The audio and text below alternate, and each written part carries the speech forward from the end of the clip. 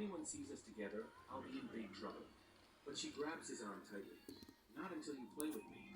Suddenly, a man appears. Man Yukiya, what are you doing here? Yukiya replies with a smile. I came to play with my big brother. The man turns to Keijio, coldly. I need a word with this servant. May I take him? In the next scene, Keijio is brutally beaten by the man. How dare you touch Lady Yukiya, you filth? You're just a servant. Your filthy blood could harm her. Yukiya silently watches, frozen in shock. Days pass. Yukiya is seen training with a wooden sword. Her master remarks, Yukiya, you're talented. If you continue, you'll become a strong swordwoman. But don't forget, you're still a child. Go play with the others. But Yukiya trains with laser focus. From a distance, Keijio watches silently before walking away. Later, Yukiya is being prepared for her birthday celebration. Maids surround her, placing perfumes on the table. Ma'am, leaders from other sectors sent you expensive perfumes. They know you love flowers. Yukiya picks up one and smiles faintly. Do you know how much this costs? At least 100,000 yen, I guess, one maid replies. Behind the door, Keijio stands quietly, holding a small bottle of cheap perfume. Seeing the luxurious gifts, he silently drops his bottle into a trash bin. I used to think she cared about me, he narrates. But maybe that was just my imagination. After all, I'm just a servant. She's the master's daughter. Why would she ever think of someone like me? Years pass. The wandering Ghost Blade clan is suddenly attacked by armed invaders. Bullets tear through the compound. Keijio grabs Yukiya amidst the chaos. Stay here. You can't go. If you do, they'll kill you. But Yukiya struggles. I have to protect father. Keijio runs, dragging her with him. That day changed everything, he says. We lost our home, and the girl I once knew became someone else entirely. Yukiya is next seen training obsessively with her sword, rage on her face. Keijio bursts in. Man, please stop. You've trained too long, you'll collapse. Shut up and leave me alone, she screams. I have to get stronger. I must avenge father's death. Soon, she falls sick from overtraining, and Keijio nurses her. I could have left, he thinks. I was free, but something kept me here. Maybe I just wanted to protect her. Eventually, Yukiya gets her revenge, slaughtering over 2,000 people with my help. But now branded as fugitives by the government, both she and Keijio are forced to go into hiding. In a quiet room, Yukiya whispers, You're free now, Keijio. I'm not your master, my father was. So why do you still stay? Keijio replies, If I leave, who'll take care of you? Yukiya asks gently, Will you come with me? Somewhere far away. Just the two of us, where no one can hurt us. Will you come? Keijio smiles. Ma'am, I'm your shadow. I'll follow you anywhere. Back in the present, Yukiya stirs awake. Keijio leans in, worried. Ma'am, are you alright? She weakly pulls out a tiny bottle. Keijio, do you remember this? His eyes widen. That's the perfume I tried to give you when we were young. But how do you have it? Yukiya gives a faint smile. I saw you when you left it. I never threw it away, because it was precious to me. But now, will you spray it? I want to know what it smells like. Keijio sprays it on himself. Yukiya breathes it in, whispering, It smells just like the flowers you gave me when we were kids. Then, she leans in and drinks Keijio's blood. Man, what are you doing? Please, don't. Keijio cries out, horrified. But Yukiya just says softly, I'm sorry. I can't stop. And with that, she dies in his arms. Tears pouring down, Keijio clutches her. Don't worry. I'll finish what you started. I'll kill Peter, and whoever's behind all of this. He rises to his feet and violently scratches his body, blood flowing down. No one can stop me now. Explosions erupt across the ship. Keijio charges at Peter, his attacks relentless, blood flinging with every movement. Peter, barely dodging, thinks in panic. Ever since Sword Ghost died, he's gone insane. He doesn't care about his own life. He just wants to touch me with his blood. He's completely unhinged. Peter grits his teeth. His blood is the biggest threat. I have to protect myself no matter what. Keijio lunges again, but this time, Peter throws fire extinguisher canisters in Keijio's path. Then, activating one of his cards, he detonates them midair, triggering a massive explosion.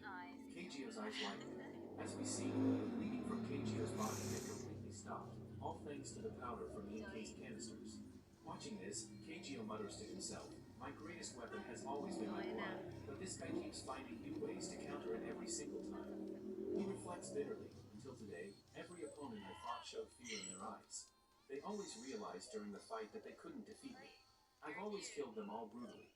But now, Why do I feel like I'll never be able to defeat this person? Woody He's ba far yan? stronger than I am. Si Woody ba At yung that moment, mamango? Peter charges toward Keijio with blinding speed and lands a devastating attack. Moments later, the scene shifts. We see Keijio lying battered and broken on the ground. He is severely wounded. Peter walks calmly toward Keijio. From the ground, Keijio groans. You're unbelievably strong. I've never met someone like you before.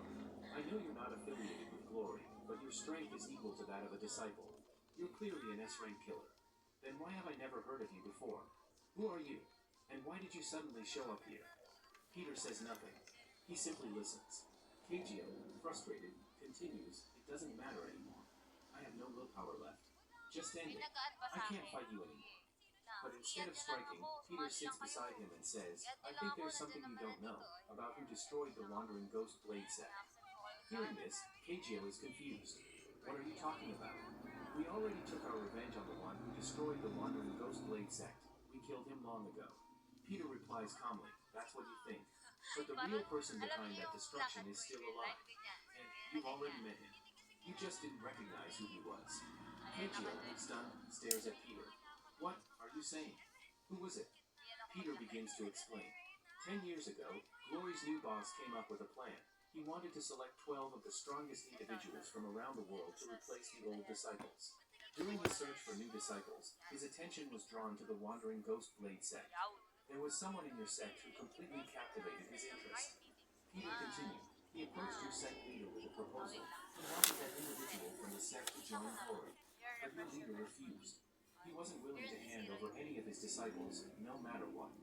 But Glory's boss wasn't someone who gave up easily. That very same day, he made a deal with Yamato Gomi, your sect's greatest enemy. That very night, Yamato Gomi led a surprise attack on your sect. It was a massacre. In just one night, your entire sect was annihilated. Only 2 people survived that bloodbath, you and Eureka. You both fled and survived. Peter goes on, years later, after you both grew stronger, you reappeared and took your revenge on Yamato Gomi, killing him. But that forced you to leave Japan behind, and the only one who benefited from all of this 8:30 tayo was mag Glory's ano, boss. laro. When you had nowhere else to go, it was he who offered you 8:25 shelter. titignan ko He made you an offer to join his new team, and you had no choice but to accept. But that was his plan all along. This, everything I've told you, is the truth. Now it's up to you whether you want to believe me or not. Keijio, shocked by the revelations, mutters, no, this can't be. How could he?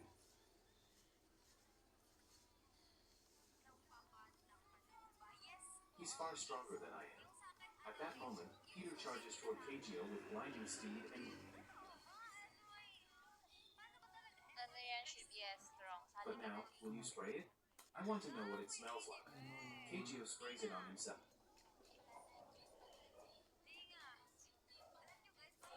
To touch me with his blood.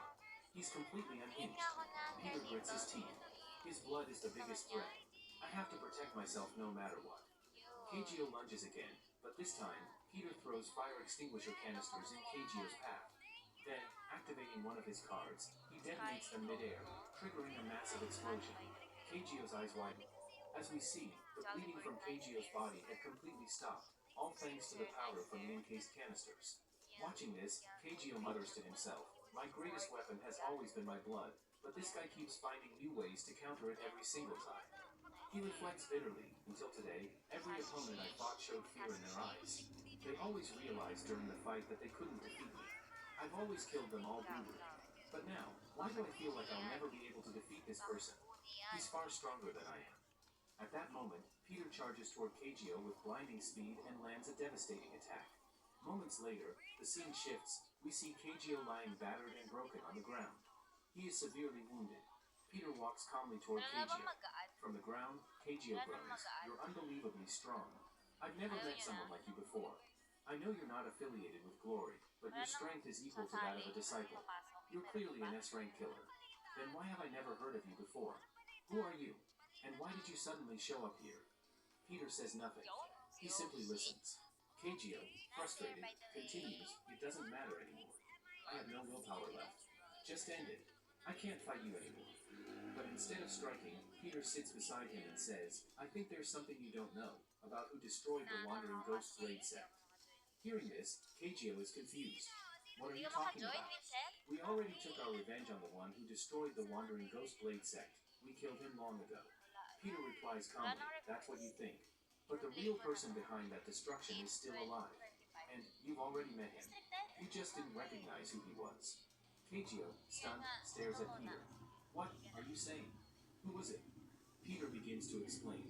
10 years ago, Glory's new boss came up with a plan. He wanted to select 12 of the strongest individuals from around the world to replace the old disciples. During his search for new disciples, his attention was drawn to the wandering ghost blade sect. This singular sect completely captivated his interest. Peter continued. He approached your sect leader with a proposal. He wanted that individual from the sect to join Glory. But your leader refused. He wasn't willing to hand over any of his disciples, no matter what. But Glory's boss wasn't someone who gave up easily. That very same day, he made a deal with Yamato Gomi, your sect's greatest enemy. That very night, Yamato Gomi led a surprise attack on your sect. Ano It was to? a massacre. Gusto na lang In just one mag-ano? night, your entire sect was annihilated. Only 2 people survived that Gusto na lang bloodbath, siyang you and mag-start your o leader. kailangan? You both fled and survived. Okay. Peter goes on. Years later, after you both grew stronger, you reappeared and took your revenge on Yamato Gomi, killing him. But that forced you to leave Japan behind, and the only one who benefited from all of this was Glory's boss. When you had nowhere else to go, it was he who offered you shelter. He made you an offer to join his new team, and you had no choice but to accept. But that was his plan all along. This, everything I've told you, is the truth. Now it's up to you whether you want to believe me or not. Keijio, shocked by the revelations, mutters, no, this can't be. How could he do this to us? He was the one who? Then he says out loud, why should I believe you? You're my enemy. Peter replies, then why don't you go ask your dear boss Ruffle yourself? The moment Keijio hears the name Ruffle, his eyes widen in disbelief. How does he know the code name of Glory's boss? A memory surfaces. Keijio recalls a conversation from the past. Ruffle had once said to Hindi him, ko alam I paano want to you to laro. join my Hindi Glory nga Club. kayo alam niyo But Keijio had refused back then. I already have a master. I'll never serve anyone else. Ruffle had smiled. Don't get emotional. I know you have nowhere to go.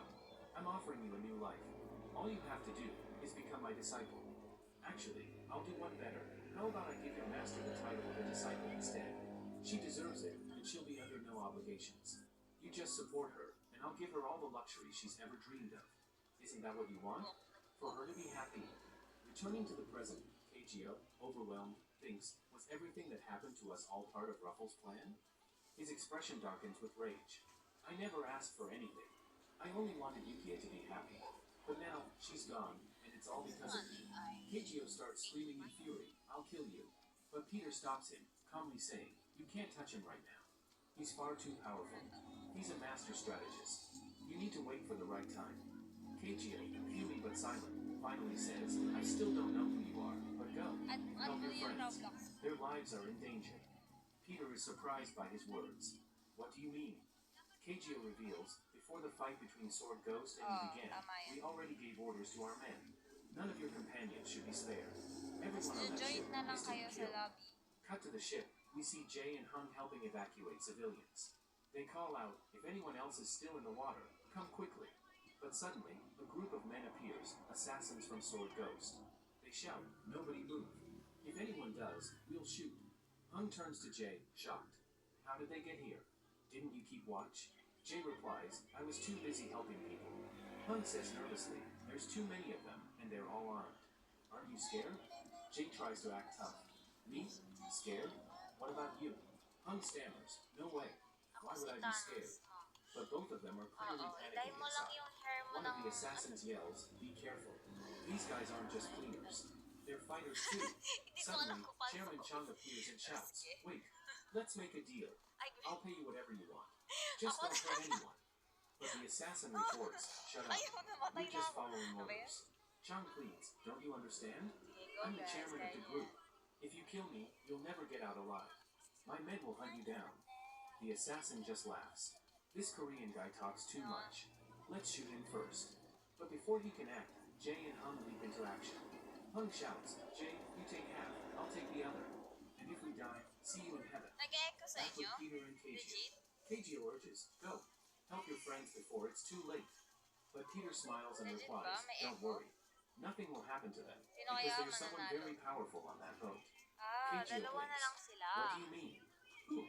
Peter calmly answers, you've forgotten. haven't you? Go. A real disciple is on that Go. boat. Ay, Cut back to the ship. In a paano flash, yun? a figure slices through Patay the na. assassin's guns with incredible speed. All weapons fall in pieces. The attacker is revealed. It's Simon, the real disciple. Jay and Han are left speechless. Chairman Chung stares in awe. Whoa, this guy's amazing. The attackers shout, everyone, attack him together. His right hand is gone. Patay He ako. can't use his sword properly with his left. We can take him down. But Simon smirks. You think you can kill me? Then we see a flashback of Simon isa pa sa talking to dulo? Peter. Brother, I've fully mastered my sword Sino? style. Whenever I hold my blade in my right hand, it feels like a part of my body. Peter Yan na responds, to. don't get too confident. Yan na to. Do you know what Hindi a siya swordsman's gumalaw. greatest weakness is? Simon asks, what do you mean? Wala Do na. I have it?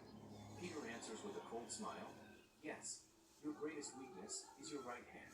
Oh, nanood Simon, mo na the ako. skilled swordsman, uses his dominant hand, his right, to perform his sword techniques. But Peter, thinking ahead, once asked him, what will you do if someday your arm gets seriously injured during a dangerous battle? Simon, Sino kaya in his usual mananalo? lighthearted tone, chuckled and replied, brother, if that ever happens, I'll just run away from the battlefield and start a noodle shop. I really love noodles, and at least then, I can eat as much as I want. Hearing this, Peter scolded him. You idiot. That's not what I meant. I was trying to tell you to start practicing your sword style with your left hand as well. It might really help you in the future. Naglag. Simon took that advice seriously and agreed to it. Peter is returning from somewhere when he overhears a conversation among a group of people. One of them says mockingly, did you hear? Simon's the biggest fool of all. I heard he broke his own arm. And ever since then, he's been training with his left hand instead of his right. Peter is stunned. We then see Simon intensely training, using only his left hand to chop through piles of wood at high speed. His right hand is completely bandaged and in a cast. Peter rushes to him and yells, you idiot. Is it true what I just heard? You broke your arm on purpose? You told me you just had a minor accident. Simon, a little embarrassed, replies, brother, I'm sorry. Sino I knew if titignan I told natin, you the guys? truth, you'd get really angry at me. Oh, caster That's muna why ako I dito. lied. Peter asks So, again, sino but titignan why would natin? you do something Kanino like kayo? that? Simon looks at him and says sincerely, remember you once asked me what I'd do if my right arm got seriously injured? That day I decided Sino I'd kaya? change my sword style to use my left hand. Anong ginagawa And when nila, the time guys? comes, I'll prove to everyone that I can Ano still fight yan? perfectly even without my right arm. We now see Simon gripping his sword tightly with his left hand. He charges forward at lightning speed, executing flawless sword moves. Within seconds, he eliminates all the Ang enemies in udang front of mo him. papasagising After wiping them out, he declares with a sa calm ating smile, game. brother, didn't I say it? The day I couldn't use my right hand, I proved that even without it, I'm still perfect. Wow! The Natapos narrator na po adds si that ano, Simon single-handedly Kyle took Lulong down all the and assassins on the Jollibird. ghost ship and saved all the Jollibird is survivors. walking like a boss. Afterwards, Yes. Jay and Hung helped Like a evacuate boss the na remaining naglalag. people onto the ships they had arrived on. Oh, Then, dala din they po si too boarded their Cromwell. own boat and left the destroyed vessel behind. The Sa- ghost ship, sa now completely ruined, shish. finally sinks into Tapos the at the ocean. end, Two young men sit she's on the floor judging of the rescue Oshi. boat, speaking Oh. excitedly. Senior disciple, Oshi we're is huge fans of yours. lost. We've heard countless stories about how you completed So, missions single-handedly. Tapos na din po si These two, Uno sa it turns out, are none other than Jay and Hung, Carlito also sitting right is in not front of siya. Simon, who has now Wala recovered. kang lighter. Simon says, what are you two doing? Kailan Get up already. lighter? Peter, rolling Okay, his so, eyes, adds, these two are complete idiots. Stay away from them or you'll become like them too. Jay then blurts out, sir, when we saw your attack, we were Ikaw honestly yun, shocked. Sashi. That move was insane. Send I've ko never muna seen ng a heart disciple para unleash meron something kang so heart. devastating. Hung, copying Simon's attack movements, says excitedly, your swordsmanship is amazing. After seeing that move, I want to start learning sword skills myself. Simon turns to Peter and asks, why are these two acting so weird? Peter sighs, I told you before, they're both idiots. Don't pay too much attention to them. But Jay and Hung now gather around Simon and ask, sir, do you know about the legendary disciple Peter? We want to be just like him. They say he's so strong, he could destroy an entire nation by himself. Some say he's like a tsunami, unstoppable. Simon, now with a serious expression, says, are you two underestimating Peter? Jay and Hung quickly clarify, no, sir, that's not what we Hindi meant. ako kasali. We were trying to say he's incredibly powerful. Ako nga namatay. Simon then says with a small grin, honestly, Peter isn't a tsunami, he's a tuna. The three of them burst into laughter while Peter, irritated, thinks to himself, I just told Simon to stay away from these two, but now I think I need to keep them away from him instead. Simon tells Jay and Hung, do you know, when I met Peter, he told me about you too. Both Jay and Han are shocked. What? The legendary Peter knows about us? Simon, while looking at Peter slyly, continues. Of course. Do you want to know what he said? Peter internally panics. What did I say about them? All I ever told him was that they're both idiots. Is he really going to tell them that? But Simon winks at Peter and tells them. Peter said that in the future, you both will become incredibly powerful disciples. Ano Jay na and Han ako, are overjoyed, mami? Dito, cheering ayan o, Peter's name ano with ko. admiration. Cho Yun-chang, the president, approaches and says, Ano na yan? You should Again take some rest. Uy, Ever since you takbo joined na, me, you guys. haven't taken a Okay, single so break. Paimon, Carlito, Peter Lindsay. responds firmly. Sheesh. Sir, there's no need to worry about me. Fighting I'm your Harry. bodyguard now, and it's my duty to protect you. Simon turns to the president and says, Mr. President, thank you so much for saving my life. But don't you think the Glory Association might be suspicious about this? Cho Yun-chang replies calmly. Don't worry. I haven't informed anyone that I was aboard the ghost ship. Everyone else believes I went on a business trip. Meanwhile, Peter is deep in thought. The island Simon was hiding on, it was a completely unknown, isolated place. And yet, Raphael still managed to track it down. How? I'm absolutely certain that Raphael already knows that Simon has joined us on the ship. And now that Sword Ghost is dead and her ship has been destroyed as well, Raphael must be furious with me. He knows I'm the one responsible for everything that happened, and I know very well that he's determined to find me no matter what, and kill me. But Raphael, don't worry. We'll meet very soon. As the narration continues, we're shown a breathtaking view of the vast ocean, with the ship sailing peacefully toward their home country. The scene then shifts to Jivan's house, where Peter and Simon have just arrived. Jivan is checking Simon over and teasing him, saying, this old man is exactly the same as he was in his youth, except now he probably doesn't brush his teeth anymore because his breath smells awful. And clearly, he doesn't shave either. Hearing this, Simon exclaims dramatically, Jivan, you've broken my heart with such words. I still remember when you were 20, you were absolutely crazy about me. You'd always say I was more handsome than any celebrity and even said you wanted to marry me. And now look at you, talking to me like this. You've changed so much. As he goes on rambling, Jivan loses her patience and begins to beat Simon up. Ow, what are you doing? Why are you hitting me? I only spoke the truth. Simon cries out, but Jivan ignores him and continues beating him furiously. In desperation, Simon turns to Peter and pleads, Brother, help me, please. This woman has lost her mind. She's going to kill me. The scene transitions to a quiet moment in the room where the group is gathered. Simon breaks the silence, asking, So, what do you think Raphael is planning right now? But both Jivan and Peter remain completely silent, not saying a word. Don't just stand there quietly, say something. Simon urges. Finally, Jivan speaks. No one knows for sure what Raphael is planning. But one thing is certain, he wants to erase Peter's existence from this world. The scene fades into a flashback from many years ago. We're taken to an old church, where the Glory Club was first formed. Inside the church stands the father of the organization, surrounded by his 12 disciples. With pride in his voice, the father addresses them, My children, all these years, you followed every one of my commands. Because of you, the Glory organization has become the strongest and most powerful group in the world. Each of you is equivalent to an entire army. He pauses, then continues with solemnity, but I've made a decision. I'm going to disband the Glory organization. No father wishes for his children to suffer their entire lives. I want you all to settle down now. You've done more for me than I ever imagined. I'm truly proud of you. So from this moment on, you're all free. Go live your lives however you wish. The narrator cuts in and explains that while the father made this decision to give his disciples their freedom, not everyone was happy about it, especially one person. That person was none other than Raphael, the father's newly adopted son. The scene cuts to Raphael confronting the father. How could you do this, Father? Raphael demands angrily. The Glory organization is the most powerful force in the world, and it's all because of your 12 disciples. Why would you let them go? We could use them to make ourselves even stronger. If you disband the organization, all our businesses will shut down. Don't you care about me at all? Or is it because I'm not your real son? Just someone you adopted? But the father responds calmly, Your brothers and sisters, they are not tools. They are human beings. That's why I've decided to close this organization. Hearing this, Raphael's rage builds, but he says nothing. Instead, we see him standing before a massive statue, his fists clenched in anger. Then he starts punching the statue furiously.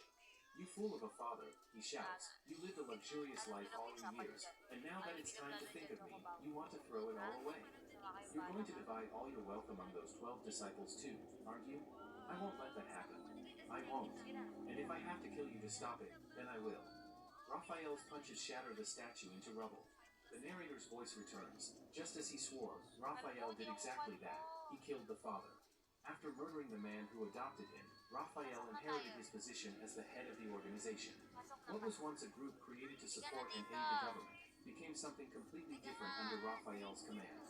Raphael turned the Glory organization into a powerful yet illegal syndicate. Under his leadership, every criminal act imaginable was carried out within the organization. He opened numerous orphanages, but instead of providing care, he began training the children there to become killers.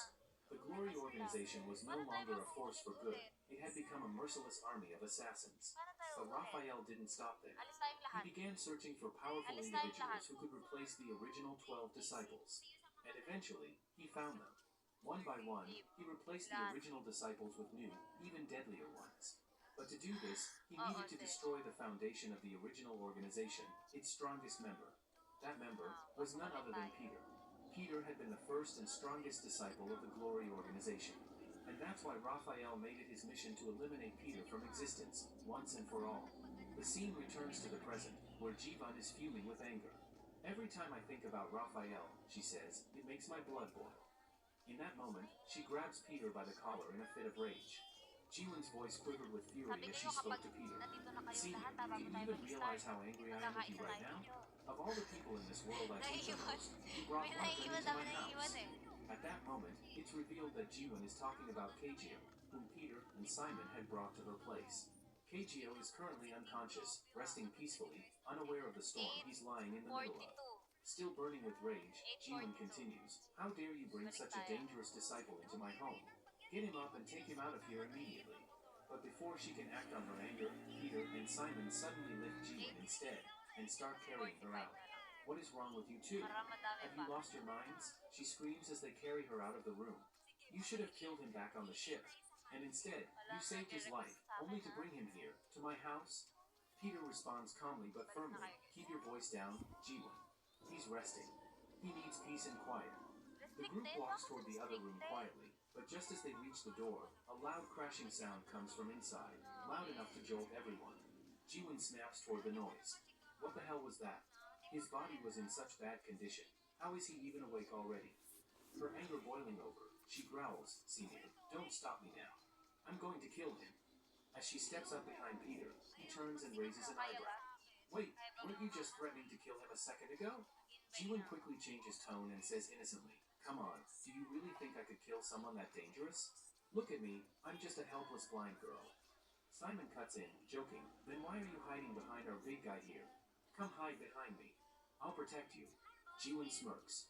I know, but Senior is stronger than you, so I'll feel safer here." Peter then opens the door to the room, only to be stunned. Keijio is gone. The bed is empty. There's no sign of him anywhere. Simon, equally shocked, exclaims, "Brother, where could he have gone? His body was barely holding together. What if he's in danger again?" Peter frowns but remains calm. "Don't worry. He'll be fine. I know exactly where he's headed." Meanwhile, somewhere else, Raphael is having a serious conversation with his new group of disciples. "He first attacked Glory Hospital and killed my disciple, Nathaniel," Raphael says, his tone sharp and dark. "And the second time, he hit the Sword Ghost ship and killed our other 8:45 disciple, ba? 8:45 Simon." is start ko na. Raphael glances around the room, his piercing eyes measuring every face. But even now, we still don't know So one far, thing. walang Was it really nagre-request. Peter behind all of this? One of the new disciples suddenly leans forward with a smirk. "Wow, if it really was Peter behind all this, I'd love to fight him. I want to see just how fast that old man really is. Think he can dodge my bullets?" Another disciple, a tall, hulking figure with massive arms, crosses his arms and grumbles, "I don't care who's behind it, Peter or someone else. But the day that person crosses paths with me, it'll be their last." Just then, a third disciple laughs mockingly. "Musclehead, you think Peter's just some protein shake you can gulp down? Don't forget, he's the legendary Peter.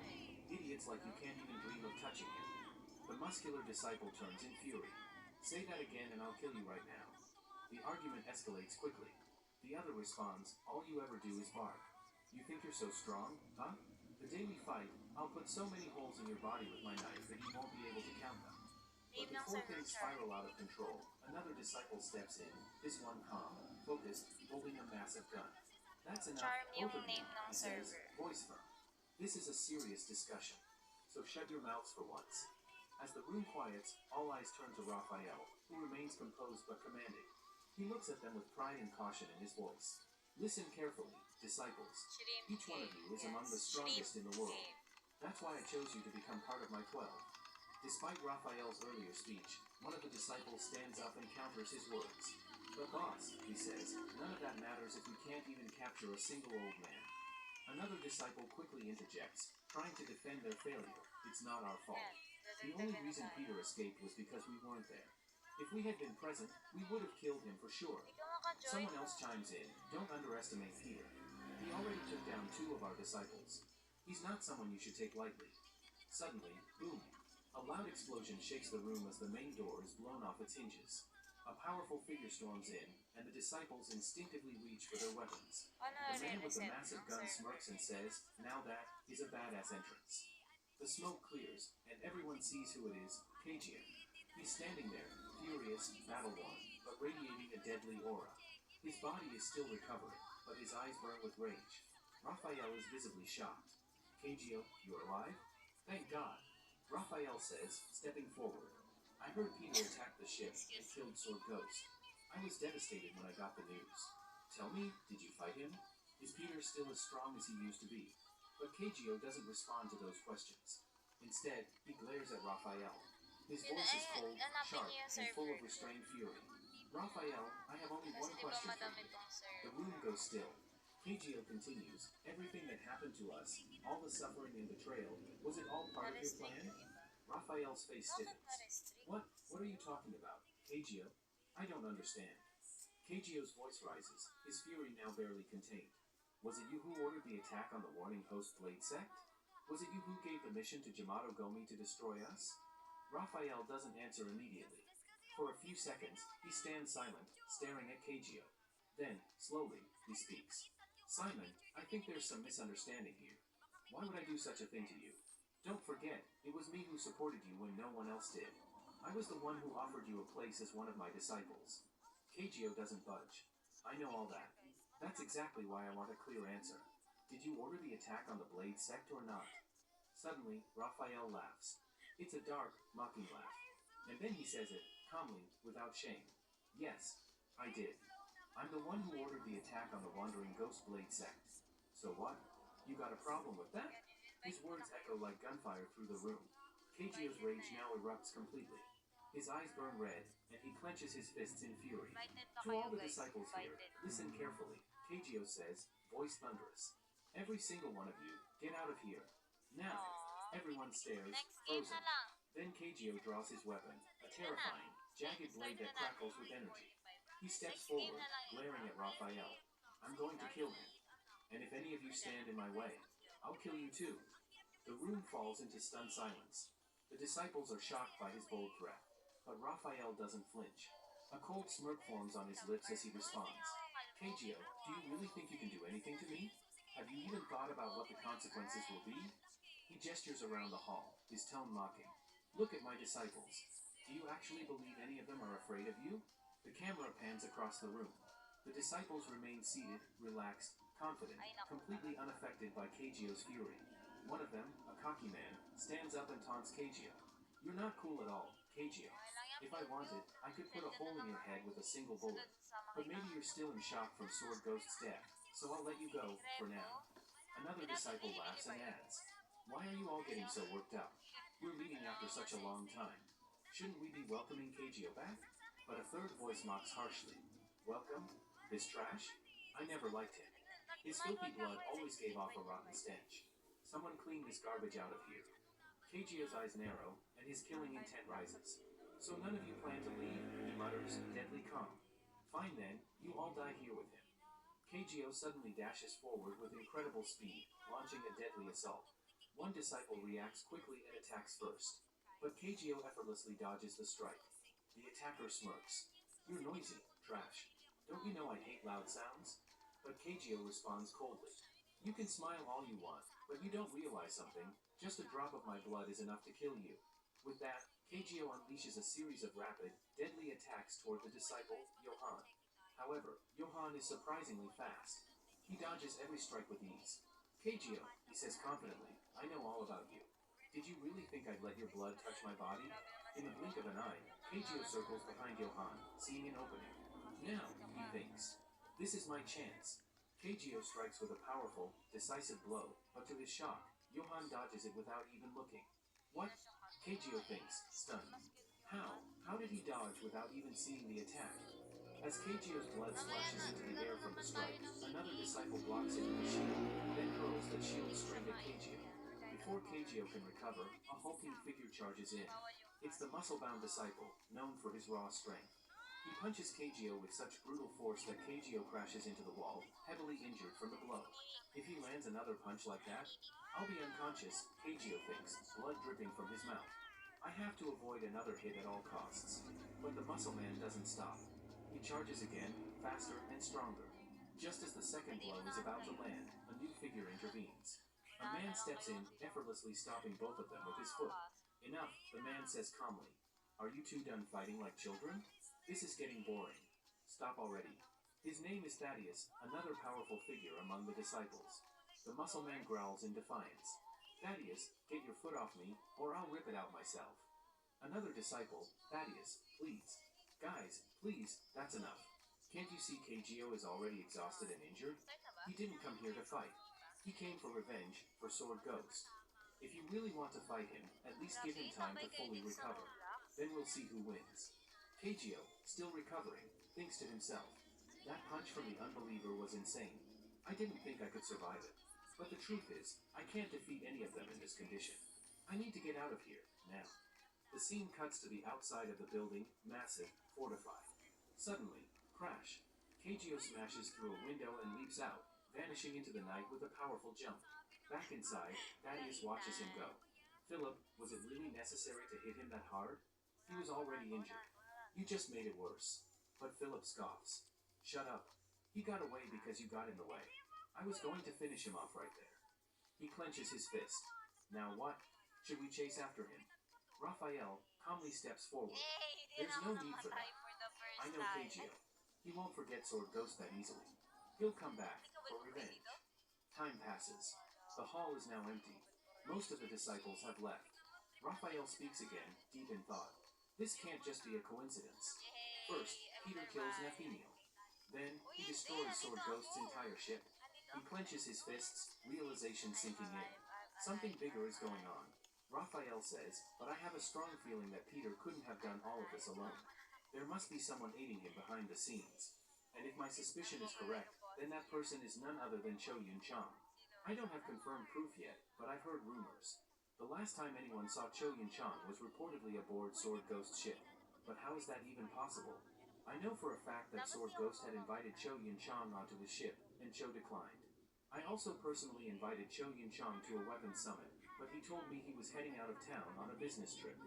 As Raphael says, so, Cho Yun-chang, this clearly means that the person who has been helping Peter from the shadows all this time is actually you. Then Raphael continues, for years, the Diha group and our organization have had a good relationship. But perhaps, the time has come for me to take over the Diha group. Turning to Johann, he adds, what do you think? Do you think you can handle it? Johann, caught off guard, asks, Raphael, what exactly are you saying? Raphael smirks and replies, don't act so innocent. A man like you, someone capable of killing disciple of Gabriel, shouldn't have any problem eliminating Cho Yun-chang either. As Raphael laughs, we cut to a news report. A strange incident has occurred, shocking everyone. Massive letters reading Alapine have mysteriously appeared atop the Diha Group's headquarters building. No one knows who wrote them or how it was even possible without any visible equipment or support. But now, the entire city is asking, who is the person who marked the skies with that name? Meanwhile, Peter and Simon are watching the news. Simon, stunned, exclaims, brother, how could this even be possible? Are they really saying a human did that? The building is enormous. How could someone write those words up there without any support? Jiwon, who is also present, comments, Senior, I believe this isn't the work of just anyone. The person behind this is none other than Johann, the current S-rank assassin from the Glory Club, one of their 12 new disciples. Simon, clearly shocked, says, "Wait, what? That guy's a disciple?" May Peter nabaril. confirms, Jiwon is right. Nakakatakot Years ago, kayo. Johann defeated a powerful former disciple, and that's when he inherited the title of S-rank assassin. His real name is Alapide. We're then taken into a flashback memory.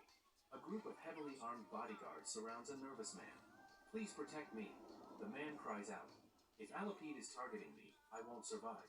Everyone he's ever warned has ended up dead." But the guards reassure him, "Sir, don't worry. We've summoned the Glory Club's disciple Johann.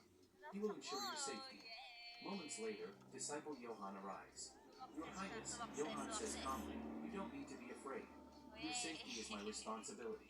I promise, as long as I'm alive, no harm will come to you."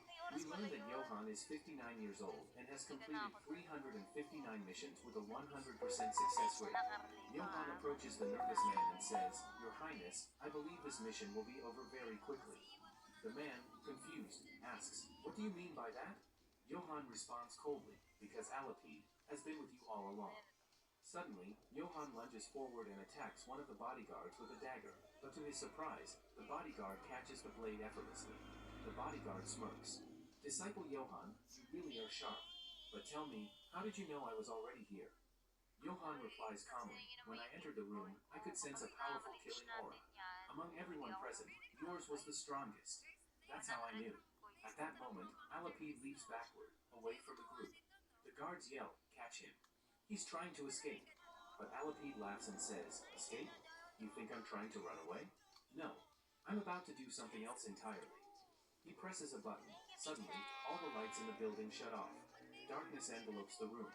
The guards scream, chaos erupts, and Alapide begins killing them one by one in the pitch black. The young man being protected grows terrified by the screams, but Johann tries to calm him. "Your Highness, stay calm. I'll protect you." Johann draws his gun, fires several shots, and then leaps into the darkness. He calls out, "Alapide, do you really think darkness gives you the upper hand? I fought in far worse conditions."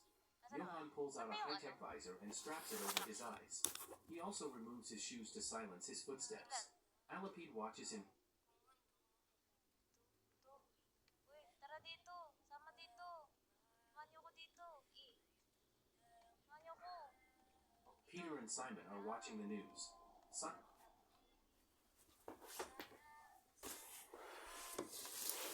Dalawa lang tayo. Ay.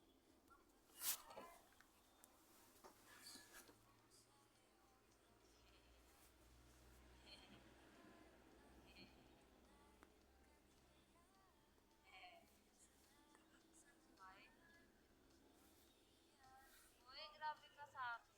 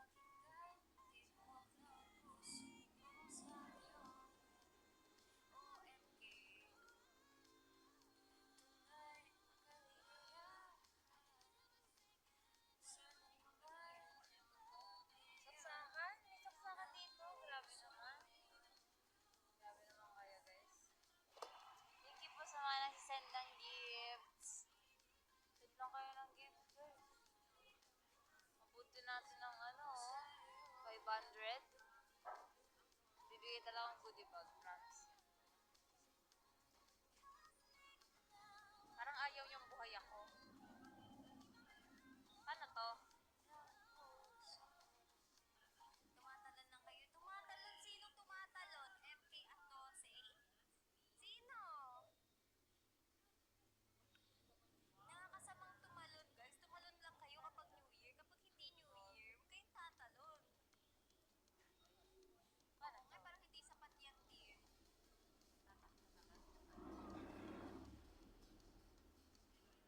Walang ayaw.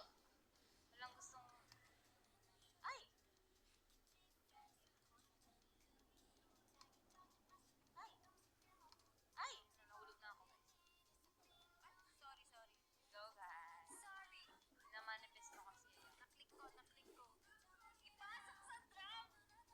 Brother, shake you. Kaka-active ko lang. Tatalon-talon lang ba dito? Or meron dito nababasag? Ibali bukas naman siguro wala na. Basag.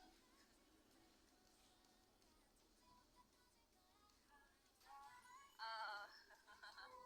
Ba't lahat na ni-expectate ko nababasagan?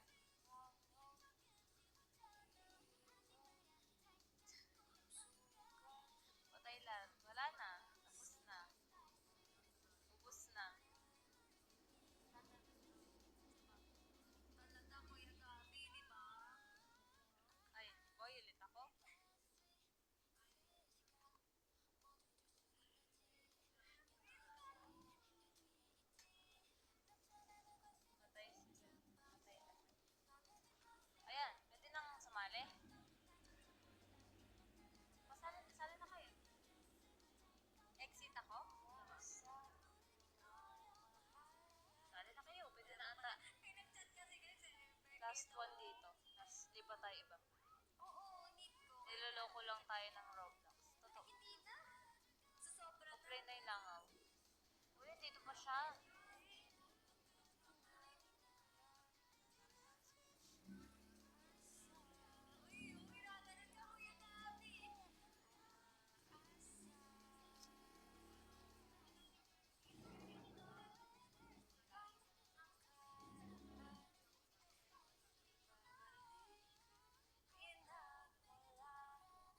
Hello, ayan. Naka-Roblox tayo. Sige lang.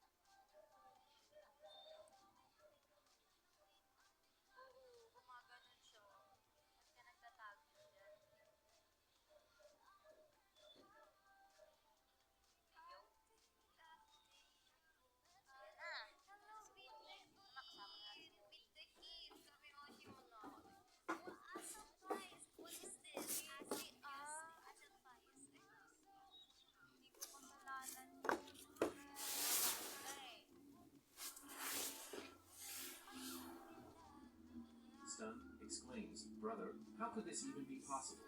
Are they really saying a human did that? The building is enormous. How could someone write those words up there without any support?" Jiwon, who is also present, comments, "Senior, I believe this isn't the work of just anyone. The person behind this is none other than Johan, the current S-rank assassin from the Glory Club, one of their 12 new disciples." Simon, clearly shocked, says, "Wait, what? That guy's a disciple?" Peter confirms, Jiwon is right. Years ago, Johan defeated a powerful former disciple, and that's when he inherited the title of S-rank assassin. His real name is Alapide. We're then taken into a flashback memory. A group of heavily armed bodyguards surrounds a nervous man. "Please protect me." The man cries out, "If Alapide is targeting me, I won't survive. Everyone he's ever warned has ended up dead." But the guards reassure him, "Sir, don't worry. We've summoned the Glory Club's disciple Johan. He will ensure your safety." Moments later, disciple Johan arrives. "Your Highness," Johan says calmly, "you don't need to be afraid. Your safety is my responsibility. I promise, as long as I'm alive, no harm will come to you." We learn that Johan is 59 years old and has completed 359 missions with a 100% success rate.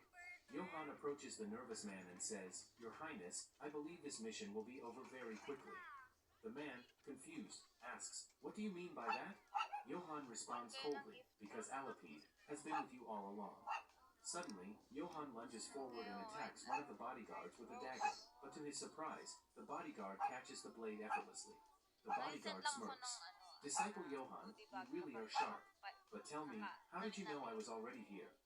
Johan replies calmly, "When I entered the room, I could sense a powerful killing aura. Among everyone present, yours was the strongest. That's how I knew." At that moment, Alapide leaps backward, away from the group. The guards yell, "Catch him." He's trying to escape. But Alapide laughs and says, "Escape? You think I'm trying to run away? No. I'm about to do something else entirely." He presses a button. Suddenly, all the lights in the building shut off. Darkness envelopes the room. The guards scream, chaos erupts, and Alapide begins killing them one by one in the pitch black. The young man being protected grows terrified by the screams, but Johan tries to calm him. "Your Highness, stay calm. I'll protect you." Johan draws his gun, fires several shots, and then leaps into the darkness. He calls out, "Alapide, do you really think darkness gives you the upper hand? I fought in far worse conditions." Johan pulls out a high-tech visor and straps it over his eyes. He also removes his shoes to silence his footsteps. Alapide watches him quietly from the shadows and says, "You think taking your shoes off will make your steps silent? You're wrong. I can still hear exactly where you are." Johan thinks to himself, "Where is this guy? I can hear him, but I can't tell from which direction. It's like he's completely erased his presence." Suddenly, Johan notices a dagger flying through the air, covered in blood. He gasps, "Even with this visor, I still can't see him. How is that possible?" Out of nowhere, Alapide appears and smashes Johan's visor, rendering it useless. Johan panics and starts firing bullets blindly in all directions, but none of them hit. Frustrated and alarmed, Johan thinks, "Where did he go? Why can't I feel his presence?" Alapide laughs from the darkness, mocking him. 60 years of experience, and this is all you've got? You've been firing into thin air for minutes now, but you haven't sensed me once." As the scene resumes, we see Alapide dashing at high speed toward Johan, preparing to strike. With a chilling tone, he says, "I think it's finally time for you to die." The story cuts to the present, where Simon, watching alongside Peter, turns to him in disbelief. "Brother, is what Jiwon said true? Could Alapide really be that powerful? He killed Johan? That's impossible. Johan was incredibly strong. How could a single assassin take him down?" Peter closes the laptop with a heavy expression and responds solemnly, "Yes, it's true. Johan was killed by Alapide.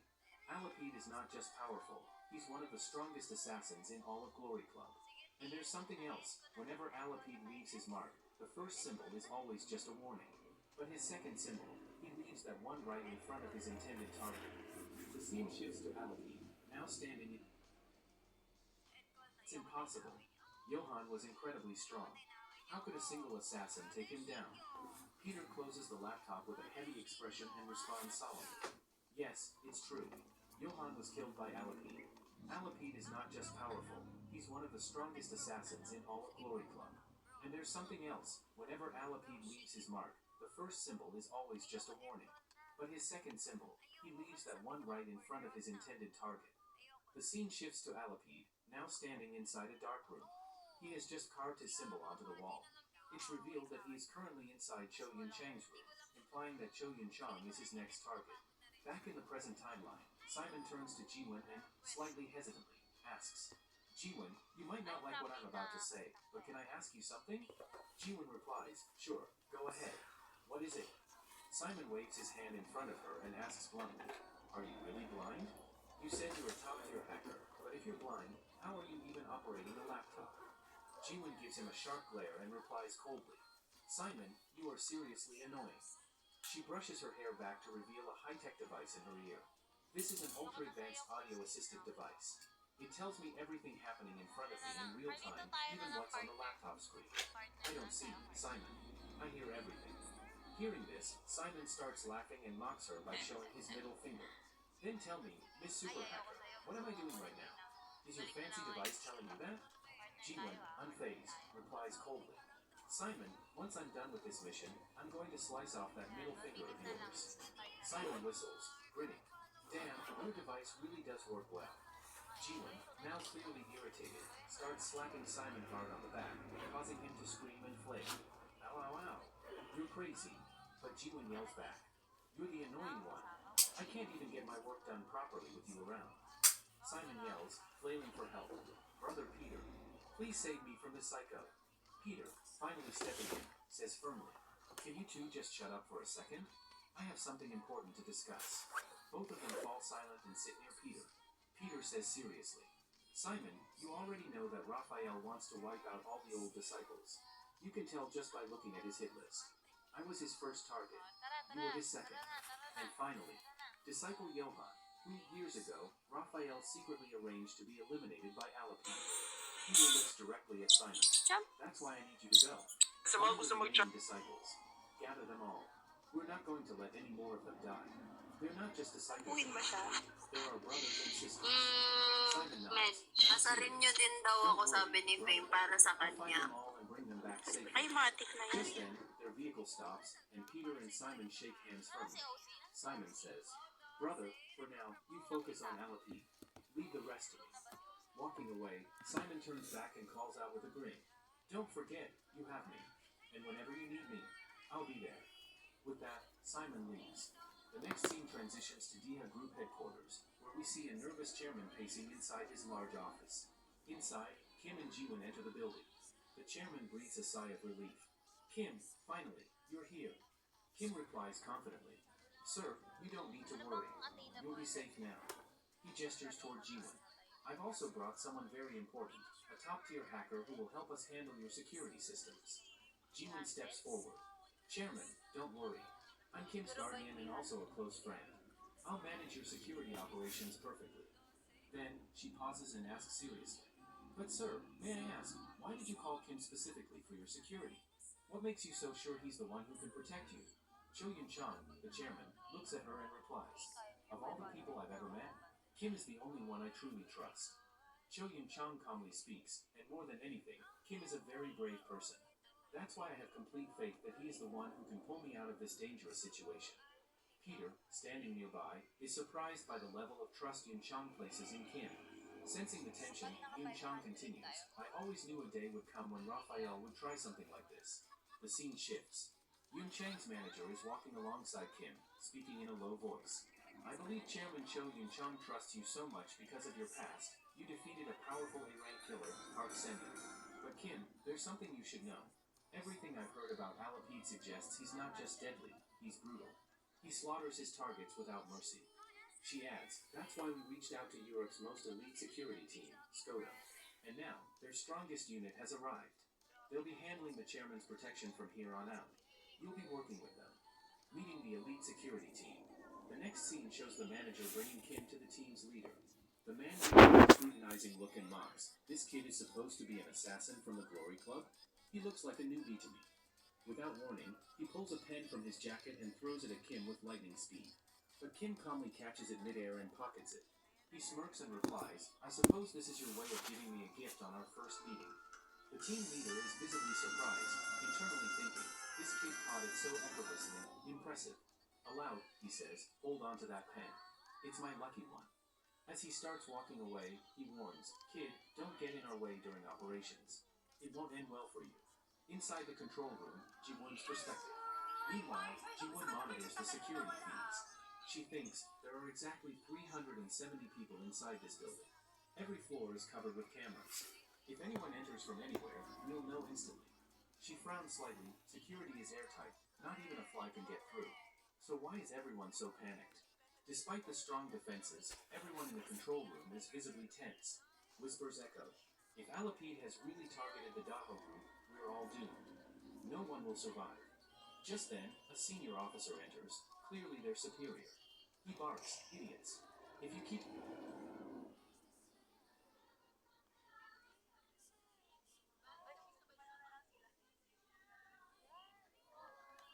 The level of trust Yun Chang places in Kim. Sensing the tension, Yun Chang continues, I always knew a day would come when Raphael would try something like this. The scene shifts. Yun Chang's manager is walking alongside Kim, speaking in a low voice. I believe Chairman Cho Yun Chang trusts you so much because of your past. You defeated a powerful A-rank killer, Park Sendo. But Kim, there's something you should know. Everything I've heard about Alapid suggests he's not just deadly, he's brutal. He slaughters his targets without mercy. She adds, that's why we reached out to Europe's most elite security team, Skoda. And now, their strongest unit has arrived. They'll be handling the chairman's protection from here on out. You'll be working with them, leading the elite security team. The next scene shows the manager bringing Kim to the team's leader. The man gives Kim a scrutinizing look and mocks. This kid is supposed to be an assassin from the Glory Club? He looks like a newbie to me. Without warning, he pulls a pen from his jacket and throws it at Kim with lightning speed. But Kim calmly catches it midair and pockets it. He smirks and replies, I suppose this is your way of giving me a gift on our first meeting. The team leader is visibly surprised, internally thinking, this kid caught it so effortlessly. Impressive. Aloud, he says, hold on to that pen. It's my lucky one. As he starts walking away, he warns, kid, don't get in our way during operations. It won't end well for you. Inside the control room, Ji-won's perspective. Meanwhile, Ji-won monitors the security feeds. She thinks there are exactly 370 people inside this building. Every floor is covered with cameras. If anyone enters from anywhere, we'll know instantly. She frowns slightly. Security is airtight. Not even a fly can get through. So why is everyone so panicked? Despite the strong defenses, everyone in the control room is visibly tense. Whispers echo. If Alapid has really targeted the Daho group, we're all doomed. No one will survive. Just then, a senior officer enters, clearly their superior. He barks, idiots. If you keep slacking off like this, Alapid will get away. He won't just kill the chairman, he'll kill all of us. He glances at Ji-won, smirks, and says, hey, beautiful lady, don't judge us too harshly, alright? We're professionals. He moves closer. So, tell me, what would you do if Alapid showed up right in front of you? Without missing a beat, Ji-won replies, when I'm working, I don't like distractions. Now leave. The officer chuckles. Yikes, she's even scarier than Alapid. He then turns to the others and shouts, listen up. Don't panic. We're Europe's #1 team. I don't care if the world's strongest assassin shows up. We will stop him. Suddenly, one of his subordinates approaches. Sir, the security leader wants to speak to you. As the officer leaves, he chuckles and calls back to Ji-won. Once this mission's done, how about dinner with me? Ji-won's icy response, shut up, and get lost. The value of experience, Kim and the security leader. In another scene, the security leader places a hand on Kim's shoulder. Kid, do you know what the most powerful weapon is when it comes to protecting someone? Kim looks curious. It's experience. With enough of it, you can defeat any opponent, no matter how powerful. Kim thinks to himself, he's right. Experience can overcome strength. But what if Alapid already has something more terrifying? A method that keeps him invisible until it's too late. I need to think like Alapid. If I do that, maybe I can predict where he is. Sudden attack, panic unleashed. Suddenly, the building echoes with gunfire. Screams follow. Alarms blare. Everyone rushes toward the source. A bald man, who had been with Marco earlier, stumbles upon a corpse. Sir, there's a body here. The security leader rushes over. Whose body is it? The man stammers, I don't recognize him. Someone decapitated him. Shock ripples through the team. The ID badge reveals, it's Captain Co. The leader's eyes widen. Impossible. No one entered the building. All personnel inside are ours. Then who? Kim speaks up, grim and certain. We came here to catch Alapid. But someone has already killed one of our own. Peter's in sight. We then see Peter. He mutters, just as I suspected. Alapede is already inside the building. He turns to the security team. Everyone's wondering who the killer is, but you don't need to worry. That man was killed by no one else but Alapede. Gasps fill the room. The security leader blurts, "Are you saying he managed to enter despite all the security?" Kim responds, "No. I'm saying he didn't enter in front of us. He was already inside from the beginning." The realization hits them like a thunderclap. Everyone is stunned. A sinister recording. Just then, every member's phone buzzes with a message alert. They open it and watch a CCTV recording. The video shows Marco running frantically through a corridor, clearly terrified. Then, a shadowy figure grabs his legs and drags him into darkness. In the pitch-black room, someone emerged from the shadows, holding something in his hand. It was a severed head. Marco's head. On his forehead was carved a chilling message. "No one will leave this building alive." And across his face, another phrase. "Let's see who wins this time, old man." The scene cuts to the security leader, now furious, gripping Kim by the collar. His voice thundered with rage. "You're the most suspicious person here. Are you saying LPD is among us? Or do you mean our security is so pathetic we couldn't stop someone from sneaking in?" He added coldly, "Don't act like you're special, kid. If there's anyone I suspect the most, it's you. You figured all this out but told no one. Prove..."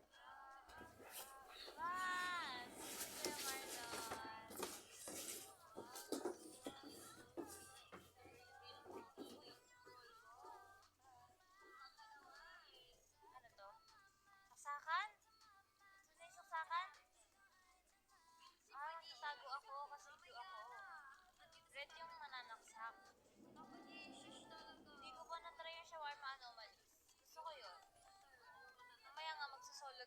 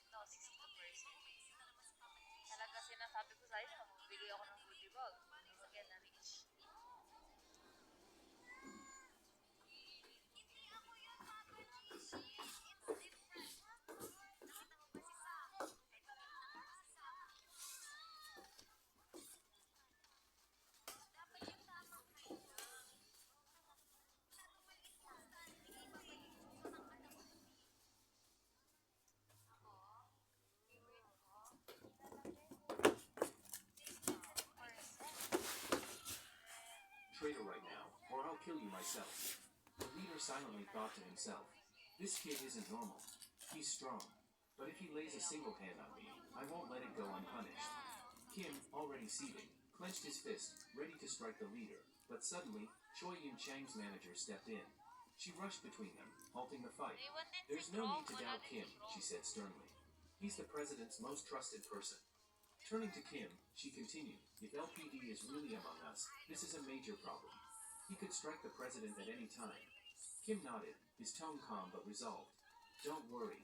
I know exactly how to solve this. Meanwhile, inside the security room, the atmosphere was tense. Staff members were panicking. We're all going to die, one screamed. No one will make it out alive if LPD is really after us. Someone else muttered, Marco went with Satch. What if Satch killed him? I doubt it, his colleague replied. Satch has been with us for years. Why would he kill the captain? This has to be LPD. He'll kill again soon. Jivan stood quietly, observing. They're panicking, and they should be. LPD is a dicile, after all, she thought. We've checked every camera, and we still have no clue how he got inside. Suddenly, someone shouted, everyone look at this. Is this LPD? On one of the screens, LPD stood in front of two security guards. Who are you? Identify yourself, they shouted. Or we'll shoot. They fired. The man dropped instantly. He's down. Is he dead? One of them asked. But then, without warning, the man rose and grabbed both guards by the throat. Strangely, nothing appeared on the camera. Yet both men were lifted into the air and killed. Everyone watching froze in terror. Jivan, deep in thought, noted, that's strange. Most of our cameras don't record sound, so I installed new ones to capture audio too. But during the footage where Alapid killed Marco, we heard no screams, even though Marco was clearly terrified. But here, the guard's screams and gunshots were loud and clear. Her eyes widened. Does that mean that video wasn't from today?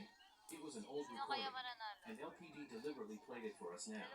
The next scene shows Jivan rushing down a hallway, speaking urgently to Peter. Senior, I've discovered something. LPD has been trying to send me signals for a while, but I didn't understand them until now. That CCTV footage of Marco's death, it's old. LPD wanted us to see it today. Don't you see what this means? He's been playing with us from the beginning. Suddenly, someone rushed past her, without making a single sound. But Jivan smirked. You think I won't sense you just because you move like the wind? She whispered. Peter's voice came through the comm. Jivan, are you okay? Who was that? Tell me your location. I found Alapid, she replied. I'm in basement 1, west hallway, section F. I'm on my way, Peter said. Don't do anything reckless. Peter took off running, but was intercepted by the security leader.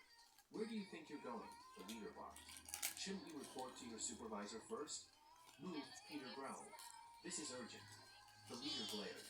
You're not going anywhere. I still suspect you. Other guards surrounded them. You better stay put or deal with my fury, the leader warned. Peter's expression darkened. You've been annoying me long enough. Move now, or I'll break your legs. Oh really?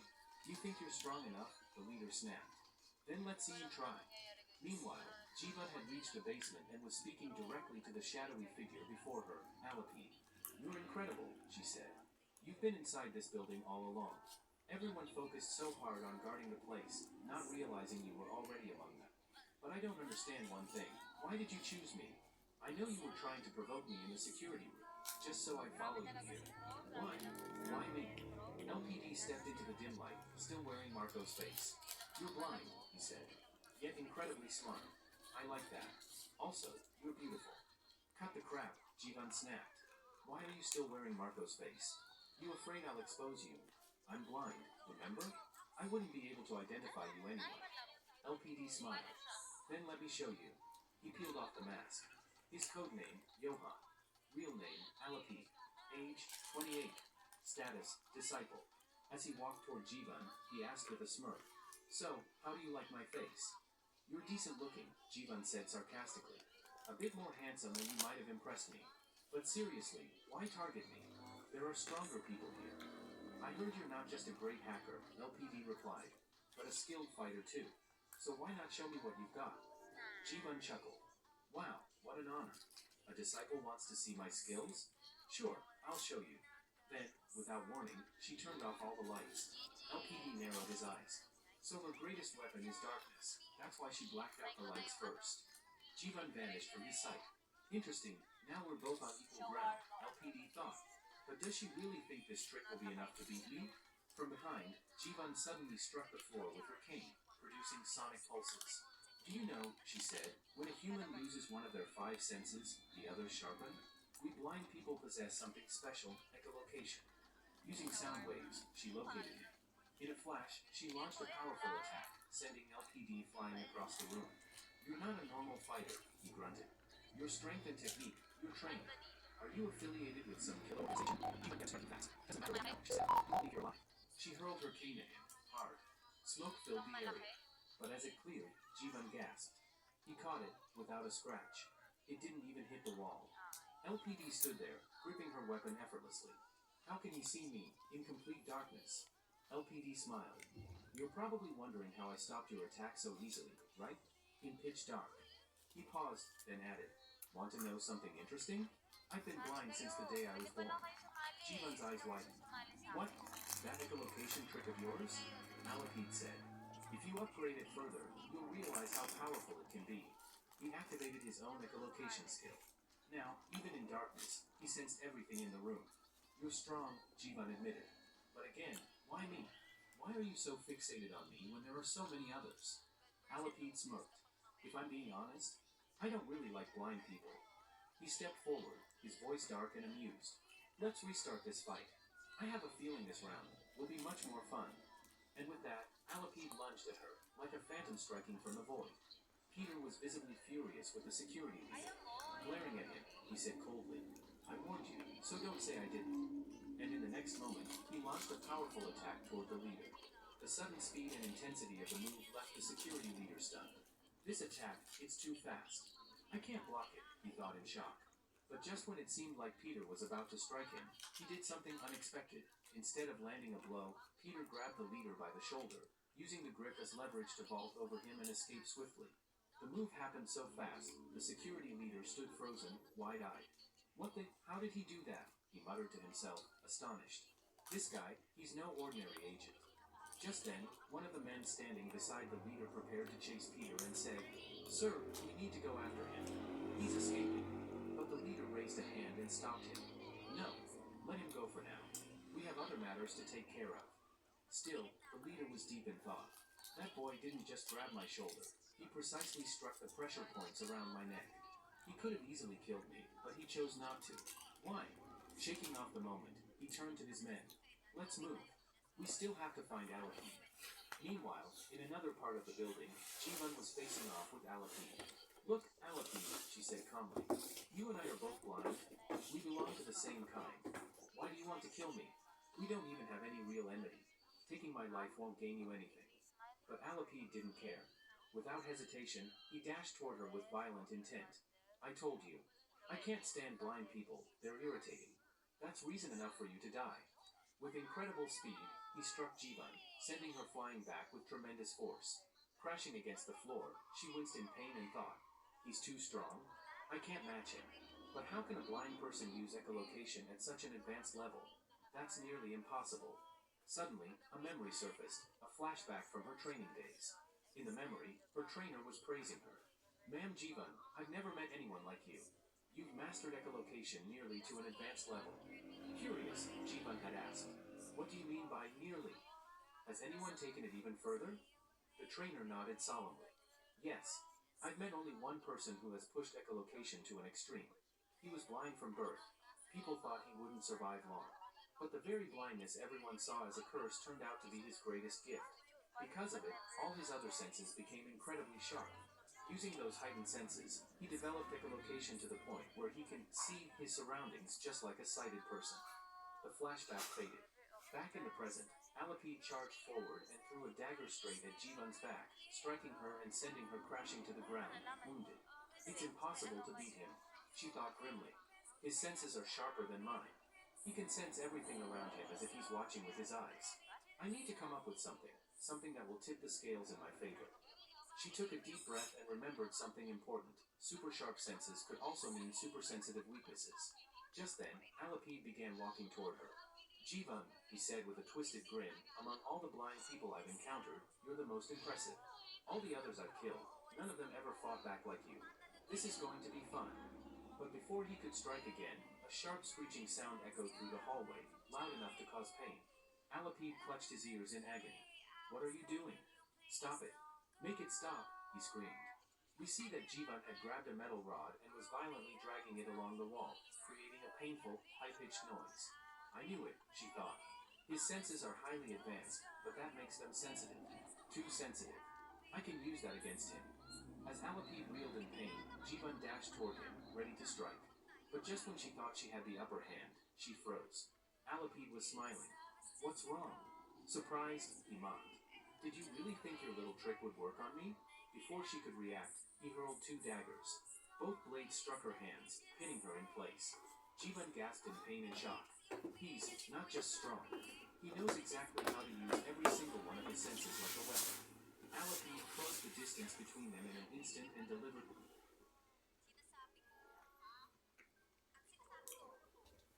Still, the leader was deep in thought. That boy didn't just grab my shoulder. He precisely struck the pressure points around my neck. He could have easily killed me, but he chose not to. Why? Shaking off the moment, he turned to his men. Let's move. We still have to find Alapid. Meanwhile, in another part of the building, Jivan was facing off with Alapid. Look, Alapid, she said calmly. You and I are both blind. We belong to the same kind. Why do you want to kill me? We don't even have any real enmity. Taking my life won't gain you anything. But Alapid didn't care. Without hesitation, he dashed toward her with violent intent. I told you. I can't stand blind people. They're irritating. That's reason enough for you to die. With incredible speed, he struck Jivan, sending her flying back with tremendous force. Crashing against the floor, she winced in pain and thought, he's too strong. I can't match him. But how can a blind person use echolocation at such an advanced level? That's nearly impossible. Suddenly, a memory surfaced, a flashback from her training days. In the memory, her trainer was praising her. Ma'am Jivan, I've never met anyone like you. You've mastered echolocation nearly to an advanced level. Curious, Jivan had asked. What do you mean by nearly? Has anyone taken it even further? The trainer nodded solemnly. Yes. I've met only one person who has pushed echolocation to an extreme. He was blind from birth. People thought he wouldn't survive long. But the very blindness everyone saw as a curse turned out to be his greatest gift. Because of it, all his other senses became incredibly sharp. Using those heightened senses, he developed echolocation to the point where he can see his surroundings just like a sighted person. The flashback faded. Back in the present, Alapid charged forward and threw a dagger straight at Jivan's back, striking her and sending her crashing to the ground, wounded. It's impossible to beat him, she thought grimly. His senses are sharper than mine. He can sense everything around him as if he's... The trainer nodded solemnly. Yes. I've met only one person who has pushed echolocation to an extreme. He was blind from birth. People thought he wouldn't survive long. But the very blindness everyone saw as a curse turned out to be his greatest gift. Because of it, all his other senses became incredibly sharp. Using his senses, he developed echolocation to the point where he can see his surroundings just like a sighted person. The flashback faded. Back in the present, Alapid charged forward and threw a dagger straight at Jivan's back, striking her and sending her crashing to the ground, wounded. It's impossible to beat him, she thought grimly. His senses are sharper than mine. He can sense everything around him as if he's watching with his eyes. I need to come up with something that will tip the scales in my favor. She took a deep breath and remembered something important. Super sharp senses could also mean super sensitive weaknesses. Just then, Alapid began walking toward her.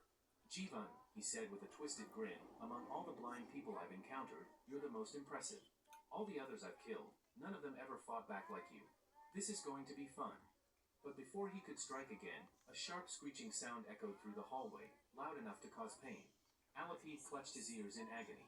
What are you doing? Stop it. Make it stop, he screamed. We see that Jivan had grabbed a metal rod and was violently dragging it along the wall, creating a painful, high-pitched noise. I knew it, she thought. His senses are highly advanced, but that makes them sensitive. Too sensitive. I can use that against him. As Alapid reeled in pain, Jivan dashed toward him, ready to strike. But just when she thought she had the upper hand, she froze. Alapid was smiling. What's wrong? Surprised, he mocked. Did you really think your little trick would work on me? Before she could react, he hurled 2 daggers. Both blades struck her hands, pinning her in place. Jivan gasped in pain and shock. He's not just strong. He knows exactly how to use every single one of his senses like a weapon. Alapide closed the distance between them in an instant and delivered a devastating kick, sending her sprawling to the ground again. "You're truly talented, Jivan," he said, pulling out his dagger, "but I have to kill Choi Chang next, and before I leave, you must die." He approached her, dagger raised. "Any last words?" he asked. Glaring at him despite the pain, Jivan spat back. "Shut up, you bastard. You're not going to make it out either." Alapide laughed. "Even at death's door, you won't shut your mouth? Fine. I'll shut it for you." Just as he brought his dagger down in a final attack, a powerful kick smashed into his face, sending him flying across the room. Jivan heard the familiar sound and gasped. Who is that?" "Is that Senior?" A voice echoed back to her. "Don't worry, Jivan. I'm here now." It was Peter. He had arrived. As Peter reassured her, he said calmly, "You're safe now. Nothing will happen to you." Hearing those words, Jivan, lying on the ground and injured, looked up with teary eyes and said weakly, "Senior, I really thought I was going to die, but you saved me." She gathered some strength and pointed ahead. "Senior, that person, that was Alapide. But he's not just any normal person, he's blind." Peter's expression shifted immediately to shock. "What? He's blind?" The revelation stunned him. His thoughts raced. "I landed a surprise attack on him. It was fast and strong, but he blocked it like it was nothing. His senses, they're incredibly sharp." Meanwhile, Alapide stood hidden in the shadows, observing Peter carefully. "Who is he thought. Could this guy really be Peter? No, that can't be. He looks far too young." At the same time, more people arrived at the location, agents who had been chasing Peter. They were now scouring the area, also searching for Alapide. Alapide noticed the increased activity and muttered under his breath, "I can't let you live, Jivan. You must die here." With a flash, he hurled his dagger directly at her. But before it could reach her, Peter swiftly caught it midair, stopping the fatal strike. By the time Peter looked up again, Alapide had disappeared. Elsewhere, agents were frantically searching, incredibly sharp. Ate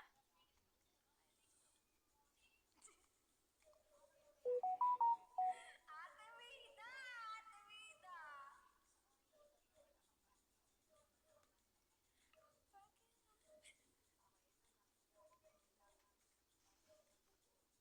Wait lang, tatawa ako. Wait lang. Bumudot mo ba? Di ka pa nagpakilala. Ano ba yung box mo lang? Bawat akong sinusundan. Tanong niyo kay Ate Wida bakit?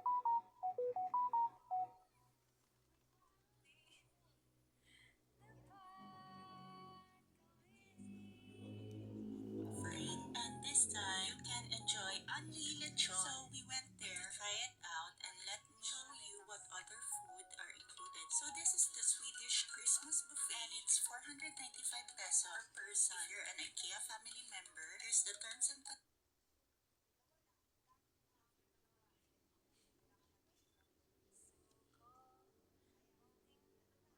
Sa shawarma.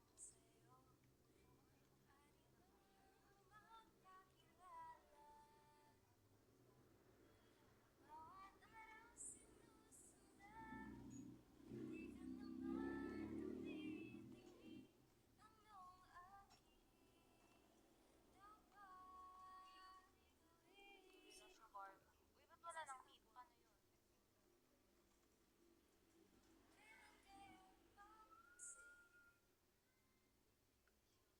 Kahit anong aking gawin, di mo pinapansin. Singit sa wedding.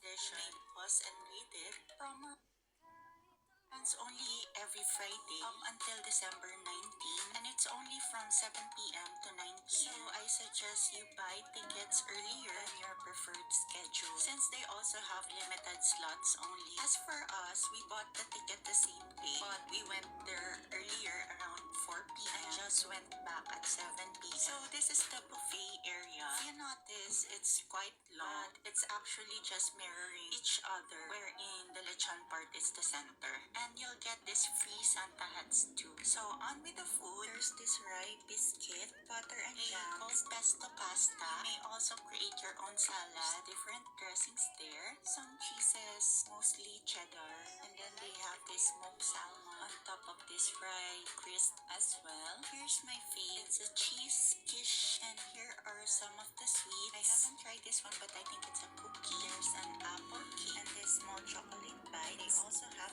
these grapes and also ham. And good thing that they have rice this time. I also enjoy this multi-grain soup and this potato gratin. This is really good, by the way. And it's good that they included the plant balls as well. So have these grapes and also ham. And good thing that they have rice this time. I also enjoy this multi-grain soup and this potato gratin. This is really good, by the way. And it's good that they included the plant balls as well. So they have 3 types of sausages. And of course, lastly, this lechon. Lechon is good, not too fatty. And I managed to get some crispy skin. So I can say that though the food are limited, it's really worth the price. So here's what I got for my first plate. I tried my best to get 2 plates at the same time. Good thing that I did that because the line is really long. The buffet runs for only 2 hours, but you'll be in the line for like 15 to 20 minutes. Yeah, and so eventually we transferred tables because my bebe wants to play here on this kids area, which is outside the buffet area already.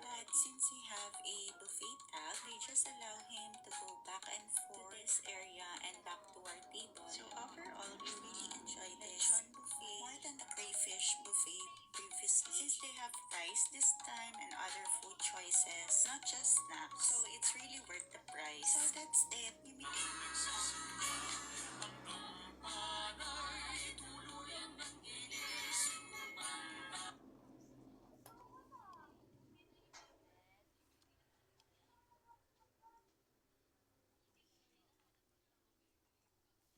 Close na natin na dito.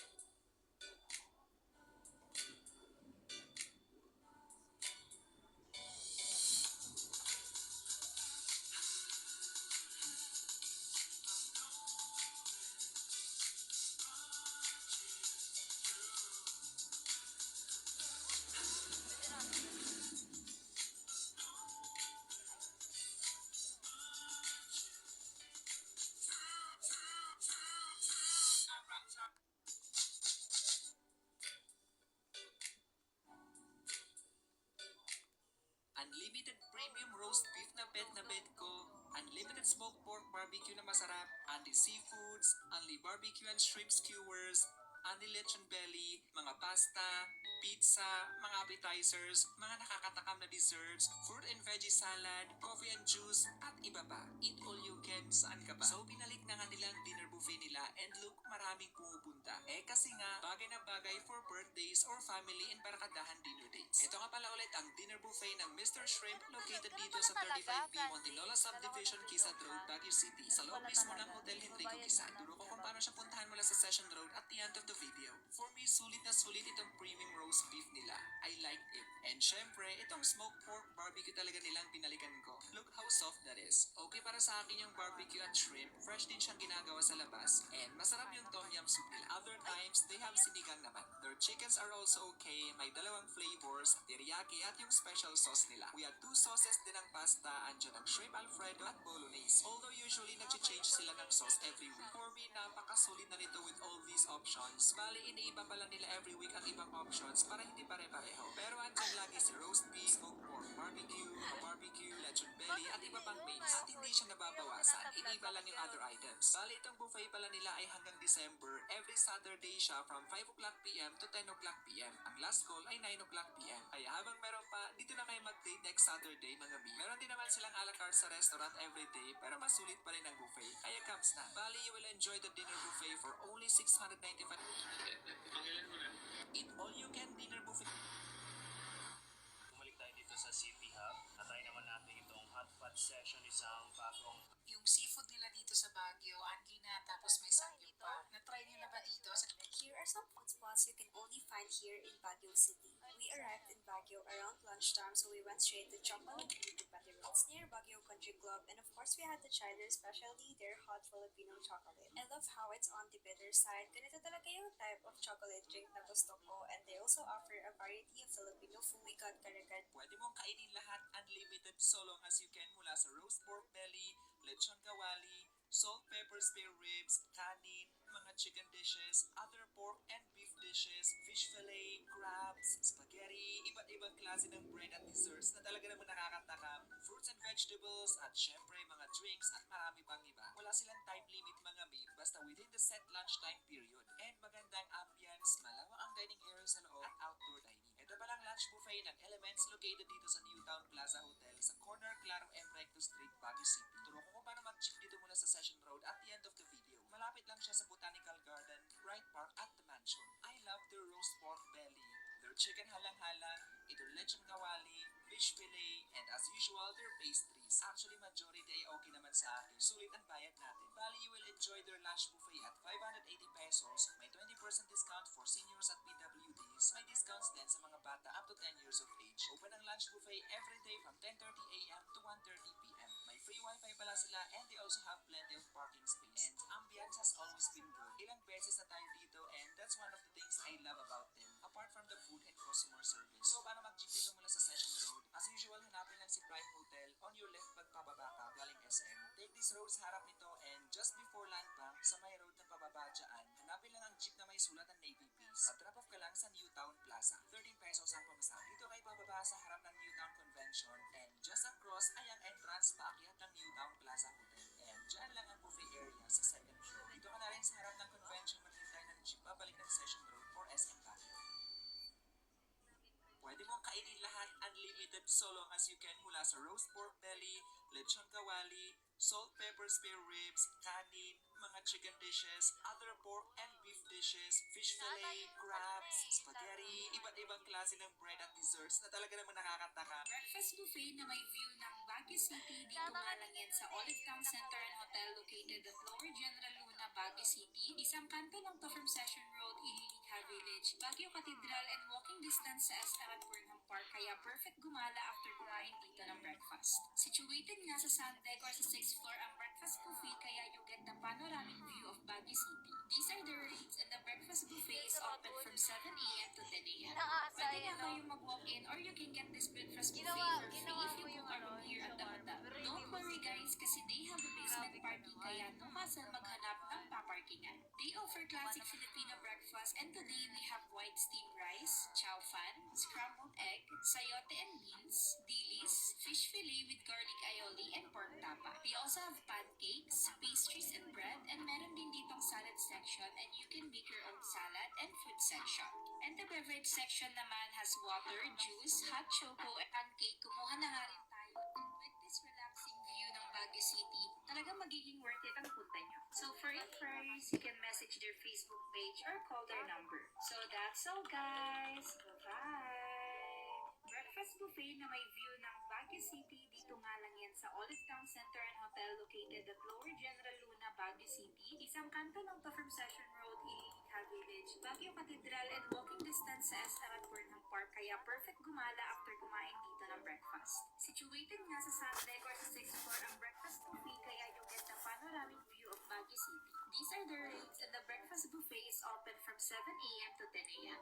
Pwede nga kayong mag-walk-in or you can get this breakfast buffet for free if you book a room here at the hotel. Don't worry guys kasi they have a basement parking kaya no hassle maghanap ng paparkingan. They offer classic Filipino breakfast and today we have white steamed rice, chow fan, scrambled egg, sayote and beans, dilis, fish fillet with garlic aioli, and pork tapa. We also have pancakes, pastries and bread, and meron din ditong salad section and you can make your own salad and fruit section. And the beverage section naman has water, juice, hot choco, and brewed coffee. In fairness, mabilis silang mag-refill ng mga dishes dito guys dahil tingnan nyo naman yung dami ng tao. Kaya you won't be left with leftovers. Favorite ko nga tong pork tapa nila dahil it's more on the savory side than yung super tamis. Of course guys, mainit-init pa na pancake, kumuha na nga rin tayo and some breads and pickles. May bagong unlimited buffet sa Baguio City. Susubukan natin dahil hiyang-hiya naman ako sa request ninyo. Nasa baba na lang to na SM Baguio. Isa ito sa mga sikat na kainan dito sa Baguio, hindi lang dahil masarap, also because look at that view. Iba ang atake ng pag-i-emote mo rito. 10 minutong jeepney ride lang siya mula sa city proper and turo ko kung paano siya puntahan mula sa Session Road at the end of the video. So ito nga ang Balay Inasal Baguio branch located dito sa Camia Street, Baguio City. It has good indoor dining area pero super bet ko dito sa kanilang balcony area with this amazing view of Baguio. View mo nga rin dito ang SM Baguio. Here is their menu. You can take a screenshot for your future reference. Sinubukan nga natin ang kanilang chicharon bulaklak as appetizer and it's good. Tastes like your tito's favorite pulutan. Ito naman ang kanilang pecho pack. It's chicken breast part with wing and inasal rice. Serving is enough. Very tender ang chicken as the rice is so soft. Nakakabusog to at masarap. This is their yema cake. Very cheesy. Moist na moist. I loved it. I mean, look at that. Bagay siya dito sa citron hot tea nila. This one too is very recommended. Especially sa mga hot tea lovers. Hindi naman crowded when I was here. Paunahan lang talaga sa may balcony area. Pero you can make a reservation naman daw if you really want the balcony area. Here is their FB page. Open ang Balay Inasal every day from 11 o'clock a.m. to 9 o'clock p.m. Last call nila at 8:30 p.m. Pet friendly sila at may wifi. Area. Here is their FB page. Open ang Balay Inasal every day from 11 o'clock a.m. to 9 o'clock p.m. Last call nila at 8:30 p.m. Pet friendly sila at may wifi. May parking space din pero limited lang. Mode of payment pwede ang cash at bank transfer. So paano siya puntahan mula sa city proper? Puntahan natin ang paradahan ng jeep sa may Kayang Street mula sa Session Road. Just keep walking down Session on your left side pagpababa ka until sa may PPP. Tapos take a left turn. Akyatin ang overpass na ito. Tapos turn right until you see Abanao Square. Baba ka lang dyan. Cross ka sa may Chowking. Then pakanan ka na. Sundan ang sidewalk. Tas at the end, pakaliwa ka. This is Kayang Street. Hanapin lang dyan ang jeep na may sulat na Quezon Hill, Tamawan. Dito siya across Julie's Bake Shop. Patrap off ka sa Camia Street. 13 pesos ang pamasahe. Dito ka ibababa ng jeep sa may waiting shed. Papasok ng Camia Street. Tas baba ka sa road light. Wala pang ilang metro, makikita mo na si Balay Inasal. Sa top floor lang siya ng building na ito. Pagbabalik ka na ng city proper, dito ka lang din maghintay ng jeep sa may waiting shed. Medyo mahirap lang makakuha ng jeep kasi napupuno siya. Pero marami din namang taxi at pwede rin mag-book sa Grab.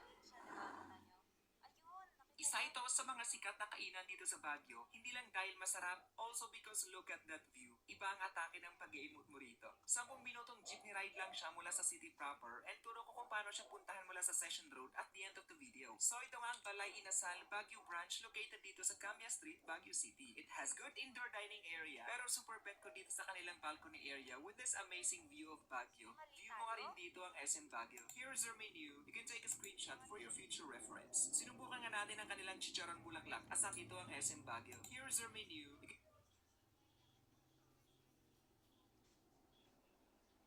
ko matel kung may something wrong sa kanya. Mukha naman siya,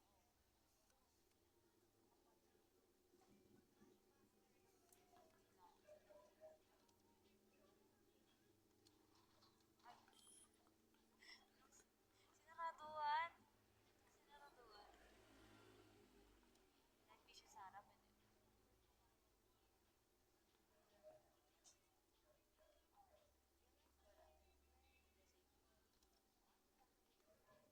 Take a screenshot for your future reference. Sinubukan nga natin ang kanilang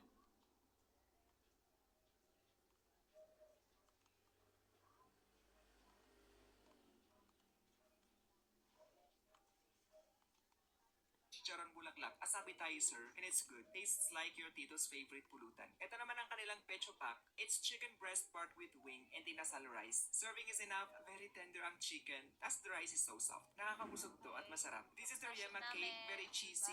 Moist na moist. I loved it. I mean, look at that. Bagay siya dito sa citron hot tea nila. This one Bye. Dito na. View. View na tayo. Sakyan. Bye.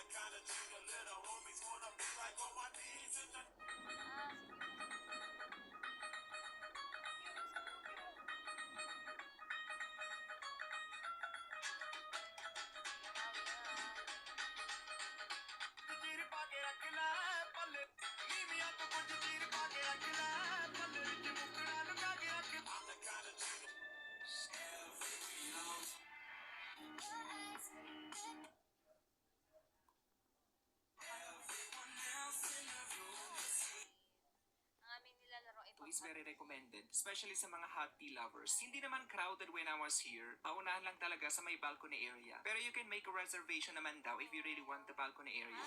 Here is their FB page. Open ang Balay Inasal every day from 11 o'clock a.m. to 9 o'clock p.m. Last ko nila at 8:30 p.m. Pet friendly sila at may wifi. May parking space din pero limited lang. Mode of payment pwedeng cash at bank transfer. So paano siya puntahan mula sa city proper? Puntahan natin ang paradahan ng jeep sa may Kayang Street mula sa Session Road. Just keep walking down Session on your left side pagbababa ka until sa may DBP. Tapos take a left turn. Akyatin ang overpass na ito, tapos turn right until you see Abanao Square. Baba ka lang dyan, cross ka sa may Chowking, then pakanan ka na. Sundan ang sidewalk, tas at the end, pakaliwa ka. This is Kayang Street. Hanapin lang dyan ang jeep na may sulat na Quezon Hill, Tamawan. Dito siya across Julie's Bake Shop. Pa-drop off ka sa Camia Street. 13 pesos ang pamasahe. Dito ka ibababa ng jeep sa may waiting shed. Papasok ng Camia Street. Tas baba ka sa road na ito. Wala pang ilang metro, makikita mo na si Balay Inasal. Sa top floor lang siya ng building na ito. Pagbabalik ka na ng city proper, dito ka lang din maghintay ng jeep sa may waiting shed. Medyo mahirap lang makakuha ng jeep kasi napupuno siya. Pero marami din namang taxi at pwede rin mag-book sa Grab.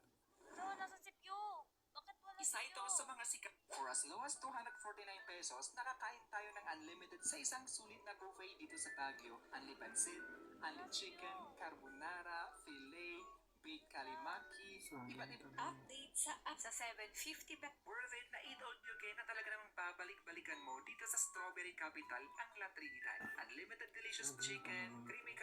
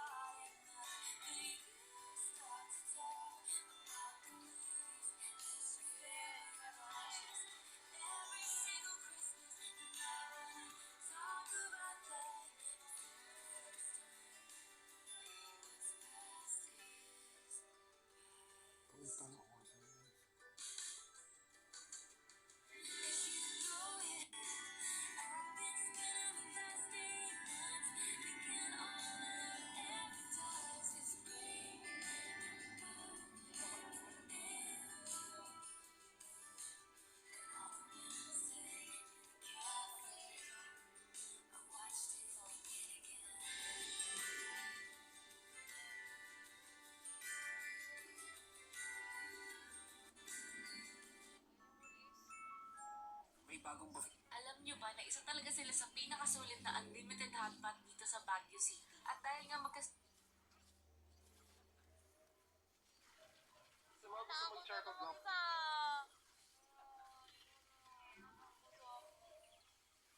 Iwanan naman ako. Okay,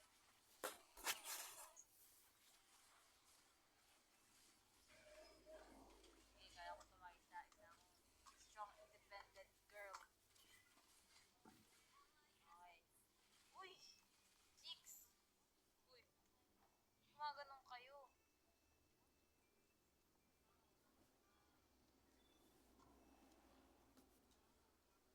Alapede stood hidden in the shadows, observing Peter carefully. Who is he thought. Could this guy really be Peter? No, that can't be. He looks far too young. At the same time, more people arrived at the location, agents who had been chasing Peter. They were now scouring the area, also searching for Alapede. Alapede noticed the increased activity and muttered under his breath, "I can't let you live, Jivan. You must die here." With a flash, he hurled his dagger directly at her. But before it could reach her, Peter swiftly caught it midair, stopping the fatal strike. By the time Peter looked up again, Alapede had disappeared. Elsewhere, agents were frantically searching for Alapede, but he had already found a dark, concealed corner to hide in. As he stood in the shadows, he was visibly frustrated. That boy's attack, it was incredibly fast. I managed to block it, yes, but I could feel it. He's strong, very strong. His rage boiled over. I'll kill that kid. I swear, I'll kill him. Cut to another room where someone was screaming in pain. It was Jivan. She clutched her injuries, wincing. It hurt so much. That bastard stabbed me multiple times with his dagger. My body is completely messed up. Tears of anger welled in her eyes. Damn him. Alapede. Peter stood by her side, watching her. She turned toward him. Senior, I think I'm dying. Peter, unbothered, replied with a small smile. If you still have the strength to curse at me, then you're not dying anytime soon. That only made Jivan angrier. You're so heartless. I came here only to help you, and you can't even show me a little sympathy. She then made a cute, pouty face and said, I'm just a small girl, and I'm in so much pain. Don't you think you should care for me? Shouldn't you at least say something comforting, like, you'll be okay, don't worry? But Peter remained completely indifferent, ignoring her dramatic plea. Jivan, of course, yelled at him again. Meanwhile, Peter's thoughts were elsewhere.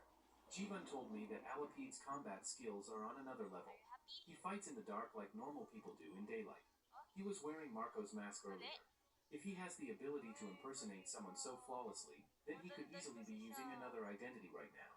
Elsewhere, the team leader barked orders at his agents. We've lost Alapede. Everyone, spread out and find him. He's exposed now, which means his next move will be to assassinate President Cho Yun-chang. Double the security immediately.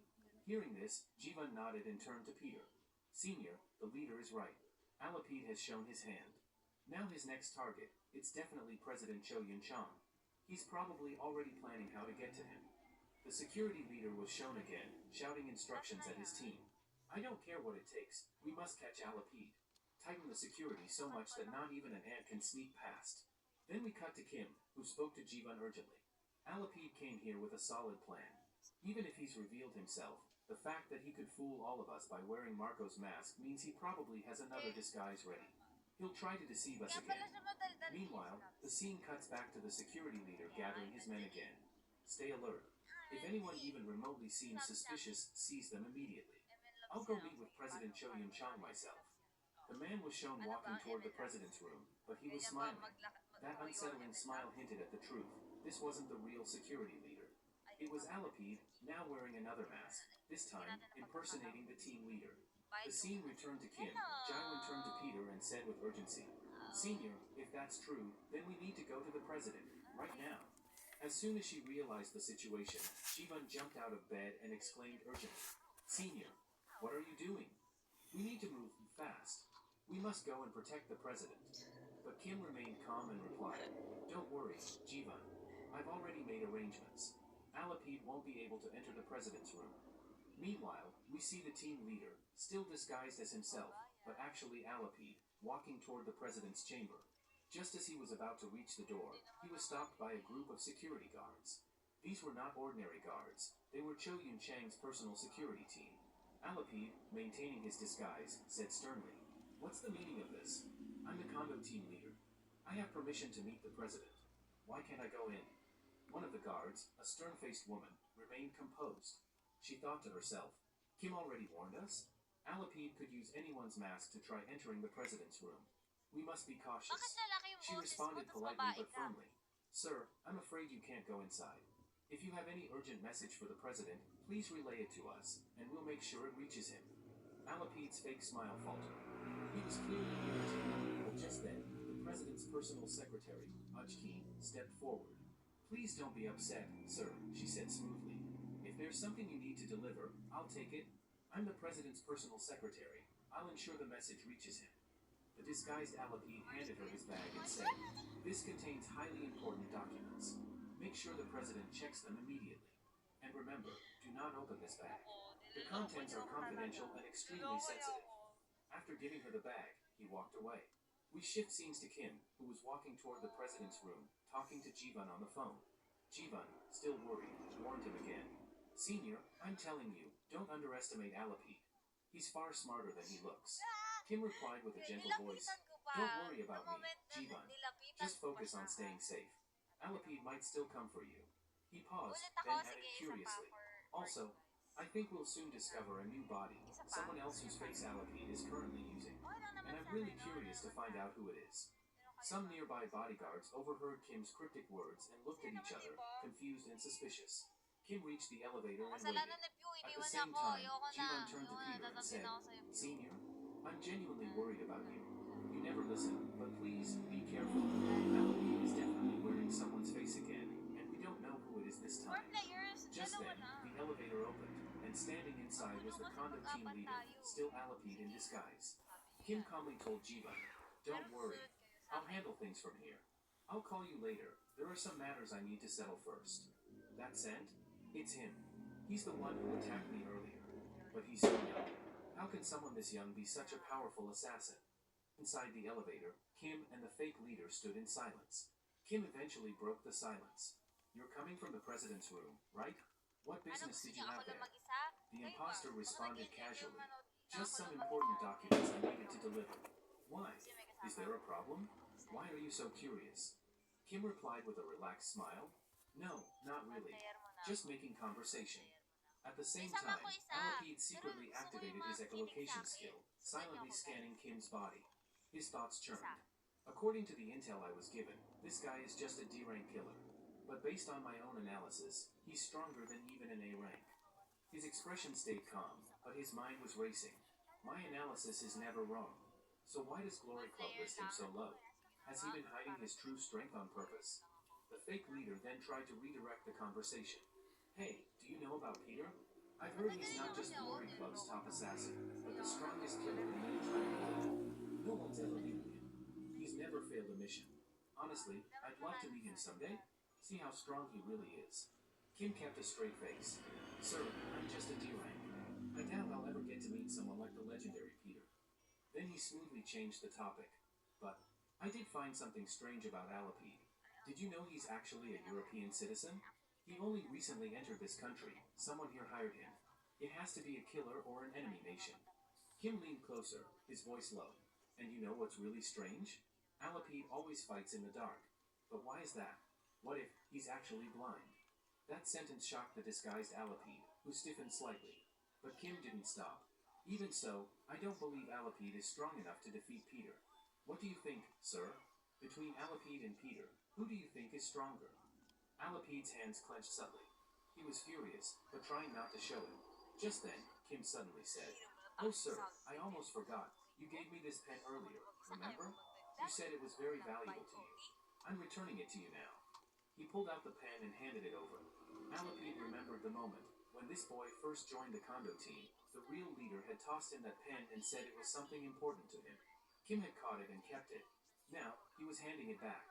And with that gesture, a new wave of suspicion stirred in Alapid's mind. As Peter handed over the pen, he casually said, "Please take care of it. It's quite valuable." The disguised leader Alapid, playing along, accepted the pen and said, "Yes, this pen is very precious to me. Pens like this are rare." But inside, Alapid was thinking, "Good thing I already gathered all the information about this boy, otherwise, he might have seen through me." Just then, Peter added with a slight grin, "Oh no, I think I gave you the wrong pen. The one you gave me earlier, it's actually this one." He handed over the original pen. Then Peter, with a calm but cutting tone, asked, "I made a mistake, sure. But what about you, sir? You said that pen was valuable. Then how come you didn't recognize it? Were you lying to me?" Alapid froze. His mind was racing. Damn it, this brat did all of this intentionally. He must have suspected me from the beginning. Peter continued, pretending innocence. "Why aren't you saying anything? Don't tell me, are your eyes just as defective as Alapid's?" Those words pushed Alapid over the edge. "Turn off the lights," he barked. Ako yung Instantly, nagtenderang the lights in the elevator shut off. Peter stood in pitch blackness, stunned, but alert. Within a split second, the disguised leader lunged forward with his dagger, slashing at Peter at blinding speed. He cut across Peter's clothes, nicking his surface, but not landing a single fatal strike. As Alapid relentlessly attacked, he sneered internally. "No matter how strong you are, you're still just a boy. Did you really think you could catch me?" He unleashed a barrage of deadly strikes, but none seemed to fully connect. In his mind, Alapid thought, "He hasn't dodged a single one of my attacks yet. This kid is weak. I can play with him all I want." And then, he went for the final blow, launching a powerful finishing strike. At that exact moment, the elevator dinged open on the 20th floor. Without hesitation, Alapid slipped out and vanished into the hallway, disappearing into the shadows. Just seconds later, Peter's phone rang. It was Jivan calling, panic in her voice. "Senior, are you okay? Did you see Alapid? Why aren't you answering me?" Peter didn't speak for a few seconds, increasing her anxiety. "Senior, please answer me. What happened? Why are you so silent?" Finally, may Peter ganito? chuckled gently and replied, "Relax, Jivan. I'm fine." The scene shows Peter standing calmly. His body had no major Bakit may injuries, ganito? only Kasi superficial nagkamali scratches ako on sa his beses. clothing. Ano mali? Jivan, Ano mali? confused, asked, "Then what happened? Ano mali, Why guys? didn't you answer right away?" Peter responded, "Nothing serious. I just had a little run in with Alapid a few minutes ago. We even had a short conversation." Jivan gasped. "Wait, what? You actually fought with him just now? Are you really Bakit okay?" siya? Bakit? Peter Kasi smiled. may naman, may "Yes, don't worry. I'm fine." But in his mind, he was thinking, "So that's your greatest weapon, Alapid, darkness itself." Meanwhile, in a shadowy location, we see Alapid sitting down, having removed the mask of the condo team leader. He was deep in thought. Impossible. How can that person be so strong? Alapid, May ano now kasi siya, narrating in kasi his meron mind, siyang recalled the fight. I was furious. I attacked that kid, Jivan, thinking I had seriously injured her. But it wasn't her. May ano It was kasi him, siya. the boy. Dalawa He clenched sila. his fists. Nakita He was ko. dodging my every attack using a May pen. nakita. Yes, that damn pen. Each time my dagger struck, it created a tiny spark. And using that spark, he saw me, in the darkness. Alapid's eyes widened in disbelief. The blood I thought I saw, it wasn't blood at all. It was ink. Hindi niya sinabi. Ink from that pen. Tapos The truth sinabi is, I didn't land a single real hit. Earlier we believed Peter was scratched, but Alapid just confirmed none of those attacks hit his body. Alapid now looked disturbed, shaken by a question tearing through his mind. Who was that person? I've never had a feeling like that in a fight. Could it really have been Peter? But then he shook his head. No, that's impossible. Peter is supposed to be an old man. Minsan But lang this yung boy, pakita. he's way too young. It can't be him. Still in disbelief, Alapid turned to an unseen ally and said, "Our first plan has failed. I don't think we can continue it anymore." His voice is calm but sharp. "It's time to begin the second plan. Go, activate Plan B." We shift scenes. Peter is sprinting down a corridor toward the president's room, urgency in every step. While running, he's speaking to Jivan on the phone. "Peter, Jivan, someone is helping Alapid from the inside. When I was in the elevator, someone else turned off the lights, meaning the person has access and high-level clearance. It's someone with serious authority." Hearing this, Jivan's eyes widened. "Jivan, what? That's possible? Who could it be?" "Peter, I'm not entirely sure, but I suspect it's someone very close to President Choi." Jivan gasps again, realization dawning. "Jivan, Senior, don't tell me. You mean that woman, right?" Peter nods Ano grimly. na lang, oh. "Peter, yes. I mean her." Shawarma na lang. Cut to President Cho Yun-chang, visibly stressed in his room. His secretary walks in, holding a syringe in her hand. At the same time, Peter says to Jivan over the phone, "Peter, the president's life is in danger. I have to protect him." And with that, he takes off running, heading straight for the president's chamber. Meanwhile, Senj and his security team are dashing toward the 21st floor, with Senj shouting to his men. Alapid is on the 21st floor. "Move fast. Alis We ako, can't diba? let him Alis escape." ako. We cut to Alapid, standing beside the president's manager, who seems to have been feeding him information. Alapid, to the manager, "Who is this?" "Senj." "Manager, he's Marco's subordinate. He's trying to avenge Marco." Alapid just chuckles darkly. "Don't worry about Senj. I already sent him to join Marco." We then see a grim scene of Senj and his entire team killed, slain by Alapid. Turning back to the manager, Alapid asks, "Did you complete the task I gave you?" Manager, "Yes, just as you ordered. It's done." But suddenly, she notices something strange outside the room. Wait, what are they doing? Outside, two female bodyguards of President Choi are confronting the secretary. "Guard one, who were you talking to? And what's in your briefcase?" The secretary becomes nervous. "I'm the president's personal secretary. You both know that." "Guard two, we don't care. If you want to leave, let us check the briefcase first." Without warning, they snatch it from her hands and open it. Inside they find a syringe, empty compartments that clearly once held something else. "Guard one, there's space here. You brought something inside, didn't you? Where is it now?" The secretary, clearly cornered, draws a dagger from her side. "Secretary, I'm not going to tell you anything." Though defiant, fear is evident on her face. In her thoughts, these two were underground arena fighters before they became bodyguards. Can I really defeat them? No, it's impossible, but if I stab them and escape quickly, I might survive. She lunges at them, attacking with the dagger, but one of the women grabs her wrist with ease, snapping it in half. The secretary is shocked, now trembling. In her mind, am I really going to die here? The two bodyguards close in. Guard 1, now talk. How long have you been working for Glory Club? Or do we need to get the answers out of you forcefully? The secretary starts crying uncontrollably. Secretary, how could you both do this to me? You're my friends, my best friends. I didn't have a choice. The people from Glory threatened me. I had no other way out. But her tears do nothing to move them. Guard 2, cut the crap. Just tell us, where is Alapide right now? She hesitates, about to answer. Suddenly, a blur of motion. Johan appears out of nowhere and slits her throat before she can speak. The secretary gasps, blood gurgling in her throat. But before she can collapse, Alapide catches her by the neck, looking into her fading eyes. Why aren't you speaking? Weren't you about to betray me? I can't hear your voice. Say it. Say something. As she dies in his grip, Alapide whispers coldly, I am the darkness. The two bodyguards now face Alapide directly. Guard 1, so you've finally shown yourself. You must be very confident to confront us directly. Guard 2, we know you're blind, and this room is flooded with light. Can you really fight us like this? Alapide smirks. You two seem even more confident than I am, but let me remind you, you're facing a disciple now, and a disciple doesn't need light or darkness to kill. In a flash, Alapide launches a ferocious assault. Meanwhile, Peter and Jivan arrive at the president's quarters. Jivan, Senior, what's going on? Why are you in such a rush? But then she sees something and gasps in horror. Inside the room, both bodyguards lie on the ground, bloody, killed. Jivan rushes to check on the president. One of the women, barely alive, grabs Peter's hand and holds out a mobile phone. Guard, weakly, he's looking for you. Here, take it. He wants to speak with you. Peter takes the phone. On the other side is Alapide's voice, calm and sinister. Remember our little conversation in the elevator? You told me Peter was stronger than me, that I couldn't defeat him. Now I want you to come to the 10th floor basement, and I'll prove to you whether Peter is stronger, or if Alapide is. Oh, and one more thing. I've left a little gift there just for you. After Peter finished checking the scene, he suddenly heard Jivan calling out to him. He rushed to her and asked what had happened. Jivan, clearly distressed, pointed toward President Choi Yin-chan, revealing a horrifying sight.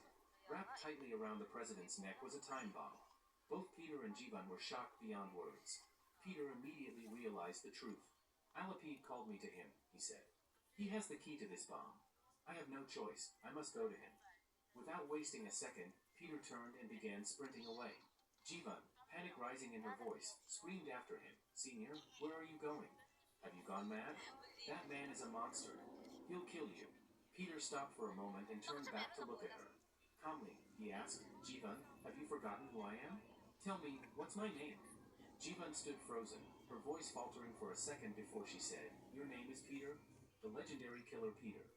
Peter smiled. Well then, if you already know that, you should also know this. I'll be fine. And with that, he took off again, racing toward the basement. Jivan, left stunned, whispered to herself, Wow, since when did Senior become this cool? The scene then shifted to a flashback from years ago. We saw Alapide returning to the shop one evening in an unnamed city. He opened the door and stepped into a dimly lit interior filled with rabbits in cages. Alapide sniffed the air, narrowing his eyes. I've always raised rabbits in my shop, so why does it smell like an octopus in here? All right then, come out from the shadows. Two figures stepped out of the darkness, Raphael, a powerful figure from the Glory organization, and his subordinate, Octopus. Raphael grinned, impressed. As expected. Your skills really are extraordinary, just like I heard. I'm here to make you an offer. Before he could finish, Alapide flatly rejected it. Infuriated, Octopus stepped forward and shouted, How dare you reject our boss? I'll kill you. But before Octopus could move, Alapide was already upon him. With lightning speed, he unleashed a barrage of punches, leaving Octopus stunned and defeated.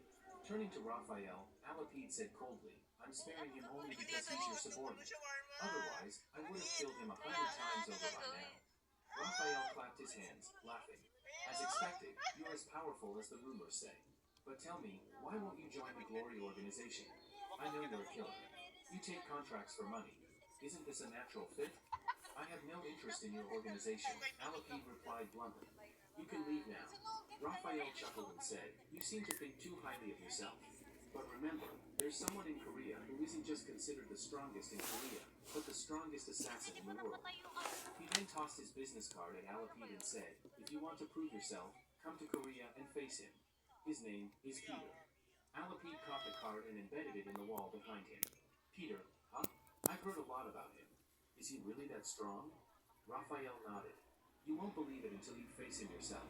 But let me tell you this, compared to Peter, you're still just a child. You'll never be able to defeat him. That statement had ignited something deep inside Alapi. That very night, he joined Glory, not out of loyalty or greed, but with a single goal, to fight Peter and prove to the world that he was the most powerful assassin alive. And now, in the present, that very rage still burned. When King had casually said that Peter was stronger than Alapide, he had unknowingly stepped on Alapide's deepest insecurity. It was the final push that made Alapide determined to kill him. Back in the present, Peter, disguised as Kim, had just arrived at the 10th floor basement, the place Alapide had summoned him to. As he stepped into the area, he was stunned by its vastness and the amount of equipment stored there. So this is why you wanted me down here, he muttered. Alapide was already waiting for him in the center of the basement. When I first met you, Alapide said, I felt something strange, something I couldn't quite identify. But now I understand everything. Peter narrowed his eyes. What are you talking about? A normal person might see you and think you're just a young man. But my analysis tells me otherwise, Alapide replied. Somehow, your body has reversed in age. You're not young. You're Peter. The Peter I've been searching for. Peter was shocked. So this kid, he actually figured it out. Alapide then pulled out a remote, holding it up for Peter to see. You know what this is, right? It's the trigger for the bomb around your president's neck. If I press this button, boom, his head will be gone. Peter clenched his fists, his voice cold. If you do that, Alapide, I swear, I'll make you disappear from this world. Alapide simply smiled. That's the rage I wanted to see on your face. Now, things are going to be interesting. And then, he pressed the button. Cut to the president's room, where emergency personnel were still trying to defuse the time bomb. Suddenly, alarms blared. The bomb activated itself, shocking everyone in the room. What's going on?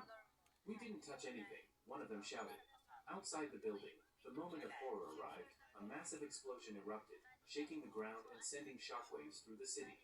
After the explosion, the scene returns to Alapide. Looking down at Peter, he says mockingly, I thought you were stronger, but maybe the president's death has affected you more than I expected. Maybe you're not Peter after all. Because if you were, Peter would have attacked me already. We see Peter sitting on the ground, seemingly shaken and silent, weighed down by guilt and sorrow. He finally speaks in a low voice. Do you have any idea what you've done?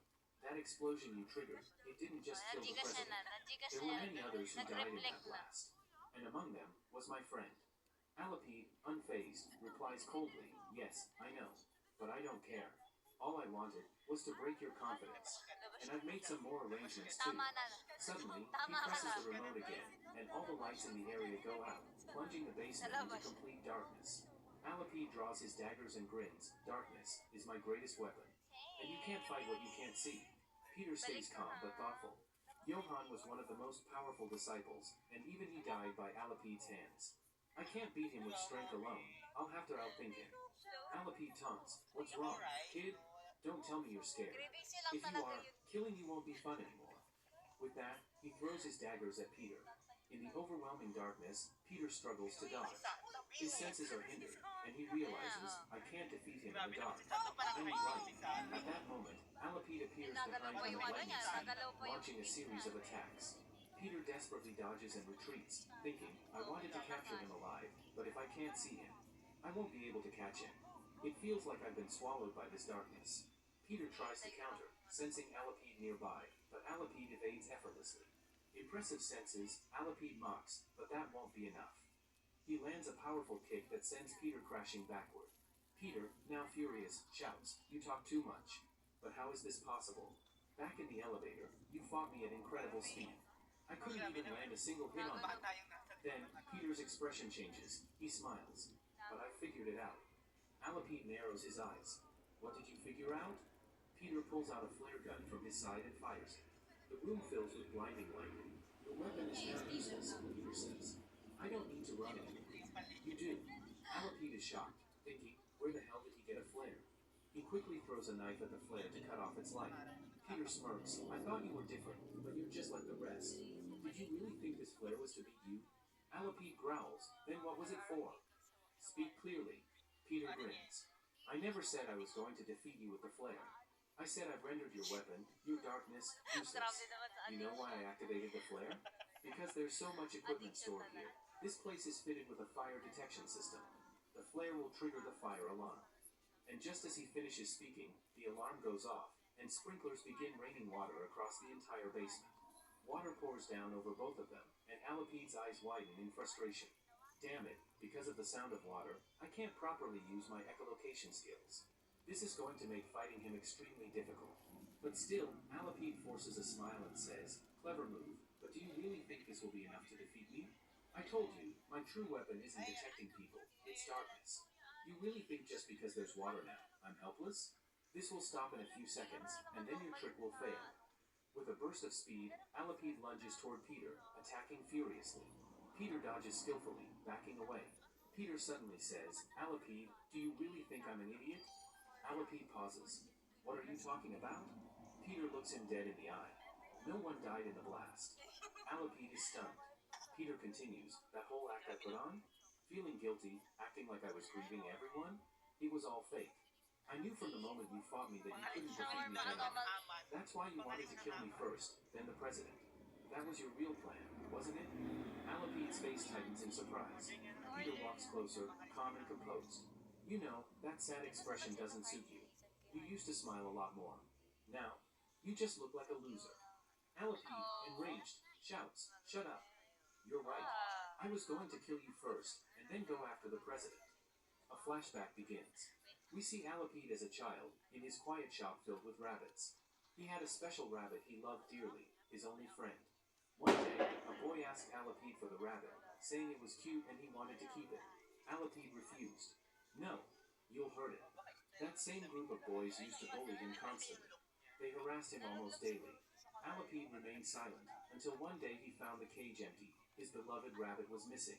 He searched frantically, and eventually found the bullies torturing the rabbit. That bastard said no to us.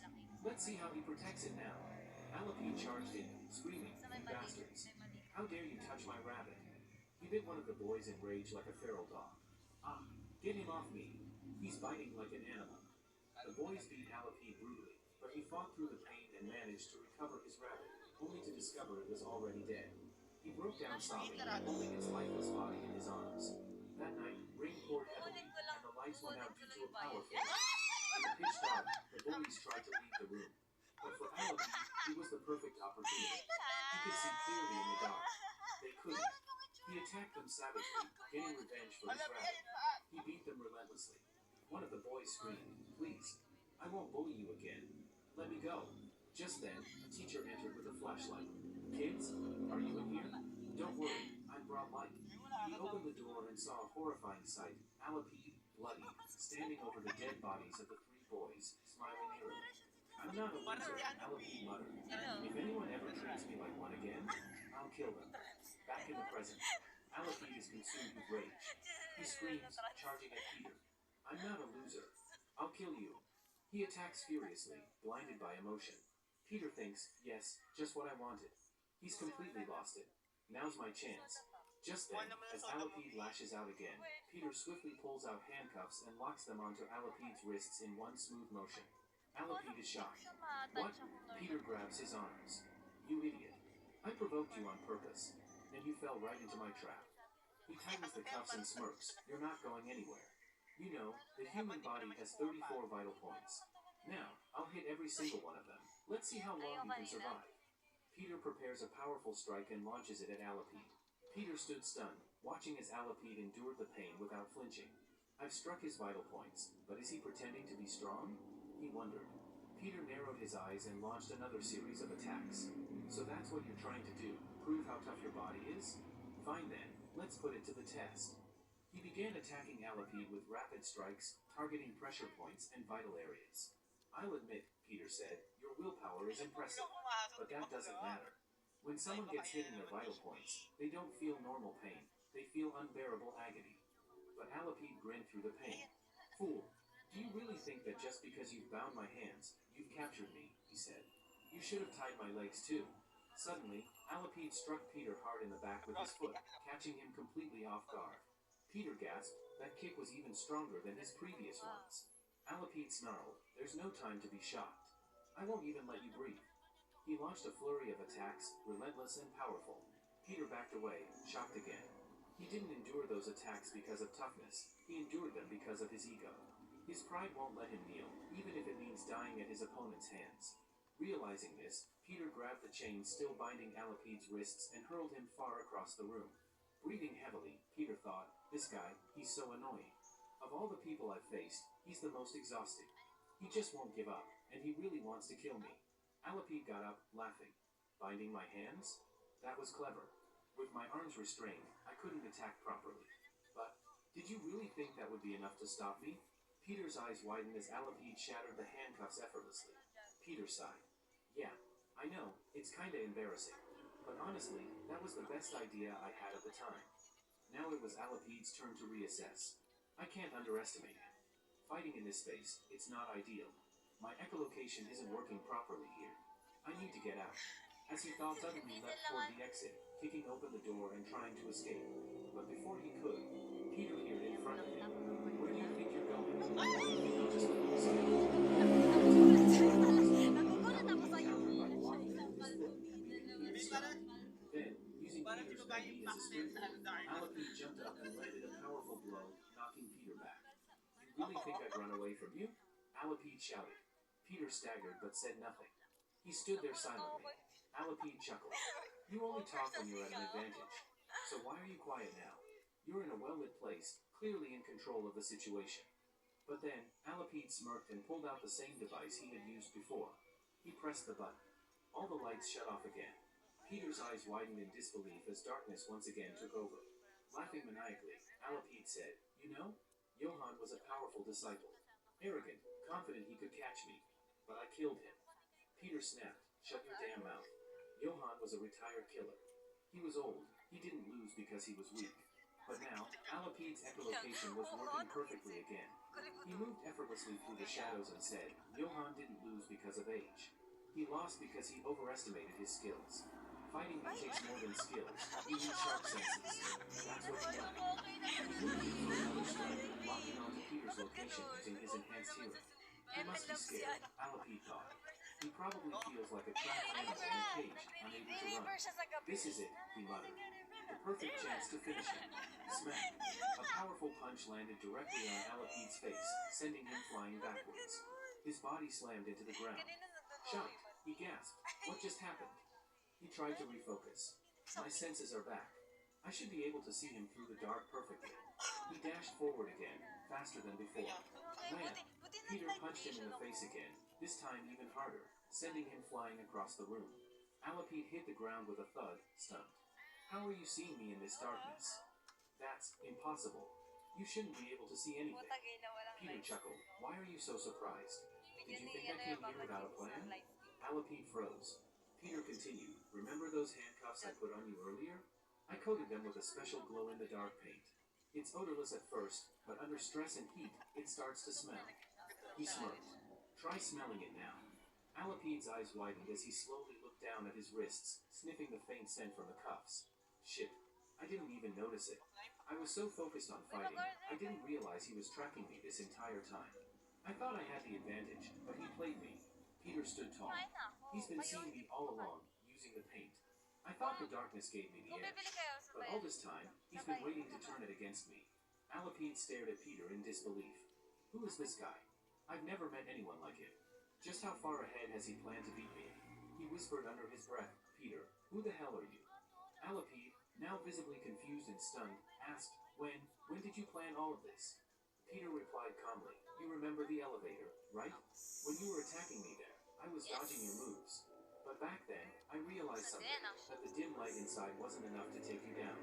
That's when I decided to prepare in advance. If I used that glowing paint on you, I'd be able to see you even in the dark. Hearing this, Alapide let out a dry laugh, clearly impressed. You really are something else.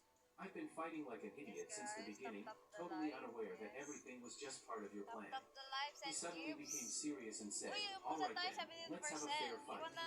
Peter raised an eyebrow, confused. Fair fight? What the hell does he mean by that? Then, Alapide pulled out a flare and activated it, attaching it firmly to the wall. The room lit up again. He said, By fair fight, I mean one where you're not at any disadvantage. Peter stared at him. Alapide then pulled out 2 daggers and added, You were already able to see in the dark. So, how about you fight me properly now, with full visibility? Peter scoffed. Some fair fight this is. You've got 2 daggers, and I have none. Without hesitation, Alapide threw one of his daggers toward Peter. Take it, he said. This time, I want to fight you fairly. For real. Peter was surprised by the gesture, but picked up the dagger nonetheless. Alapide took his stance and declared, I don't know who you really are, but I think I should start calling you young Peter. Because in terms of skill, you're second to none. Peter smiled in response. Then, both of them charged at each other with lightning speed. As Alapide ran, he used his echolocation skill to determine Peter's exact position. He sensed Peter was directly ahead of him, but Peter was moving so quickly that Alapide couldn't gauge how long it would take for him to reach him. Suddenly, Peter closed the distance in an instant and launched a rapid attack. Alapide managed to react and retaliate, and the two clashed violently in a fast-paced battle. Both exchanged blows, slashing and striking with precise aggression. In the midst of the clash, Alapide thought, I need to grab this guy's hand. If I manage to lock his arm, I can aim directly for his throat. He seized Peter's arm. But before he could do anything else, Peter's blade flashed, leaving deep cuts across Alapide's hand. Alapide was in pain, stunned. This guy is unbelievably fast. He gritted his teeth and thought, what is he? I've been training with this weapon since childhood. I've spent years mastering it, but he's wielding it like it's his primary weapon. Was giving him that dagger a huge mistake? Peter pressed the advantage, launching a fresh barrage of strikes. Elsewhere, a flashback played. Alapide was speaking to Raphael, asking, what's Peter's main weapon? Raphael replied, Peter doesn't have one. What? Alapide blinked. That's ridiculous. He's an elite assassin. Surely he must have a preferred weapon. Raphael shook his head. I don't know the full story, but I've heard, no matter what weapon Peter holds, it never takes him long to master it. Back in the present, Alapide's face turned red with rage. Don't think too highly of yourself, he shouted. I can still defeat you. He lunged forward to attack again, but before he could strike, Peter landed a devastating blow, injuring Alapide severely. But Peter didn't stop there. He rushed in again for another round. Alapide, feeling the pressure, spun around in desperation, only to be shocked at what he saw. Peter was charging toward him with terrifying speed. What is this sensation? Alapide thought. Why does it feel like, for the first time, I'm truly seeing someone with my own eyes? Bam! Peter punched Alapide so hard that his body went flying across the room again. As he lay injured, Alapide thought, damn it, why can't I defeat him? He's younger than me, but somehow it feels like he's far more skilled. Peter walked toward him and said, Alapide, stop. You can't win. Just give up. I won't hurt you any further. But Alapide growled, shut your mouth. You think I'll surrender that easily? He clenched his teeth, assessing the damage. My left hand, it's completely useless now. When I tried to grab his arm, he slashed my weak spots. Now I can't even move my hand properly. He then noticed that his weapon had been broken too. Peter stepped closer. Alapide, I know your left hand is unusable now. There's no need to continue this. You know I'm at an advantage. I could kill you right now. Shut up, Alapide shouted. But just as he tried to move, wham! Peter struck him hard on the head. Peter stepped back, startled. What the? Alapide had bitten his hand. With blood dripping from his mouth, Alapide growled, so what if I can't use my left hand? I'll still kill you, no matter what. He raised his dagger and aimed it at Peter's eye, intending to blind him. But Peter reacted swiftly, slamming his elbow into Alapide's jaw, knocking him away and forcing him to release his bite. Peter wiped his hand and scoffed. What are you, a dog? Who the hell bites someone in the middle of a fight? Alapide winced, jaw throbbing from the blow. Peter added, relax. You won't be able to move that jaw for a while. It's just temporary, you'll recover. Then he said more seriously, I know, you've reached your limit. There's no reason to keep fighting anymore. But just then, Alapide felt something. As Alapide began retreating, he turned to Peter and said, you introduced yourself as Kim Sungo, right? Well, Kim, remember this. I will come back for you. I swear I'll never forget you for the rest of my life. Hearing this, Peter was visibly confused. What is he even saying? But before Peter could make sense of it, Alapide slashed through the flare, plunging the room into complete darkness again. Peter, now on high alert, thought, what's this idiot doing now? Is he planning to fight me again in the dark? However, at that moment, armed soldiers stormed into the area, their rifles raised. Peter looked around in shock. Who are these people? Are they some kind of special forces? Did they show up because of the explosion in the building? The soldiers quickly surrounded Peter. Meanwhile, another team chased after Alapide. But Alapide, agile and fast, vanished into the shadows and slipped away. The scene shifts. Outside the building, elite special forces had surrounded the entire perimeter.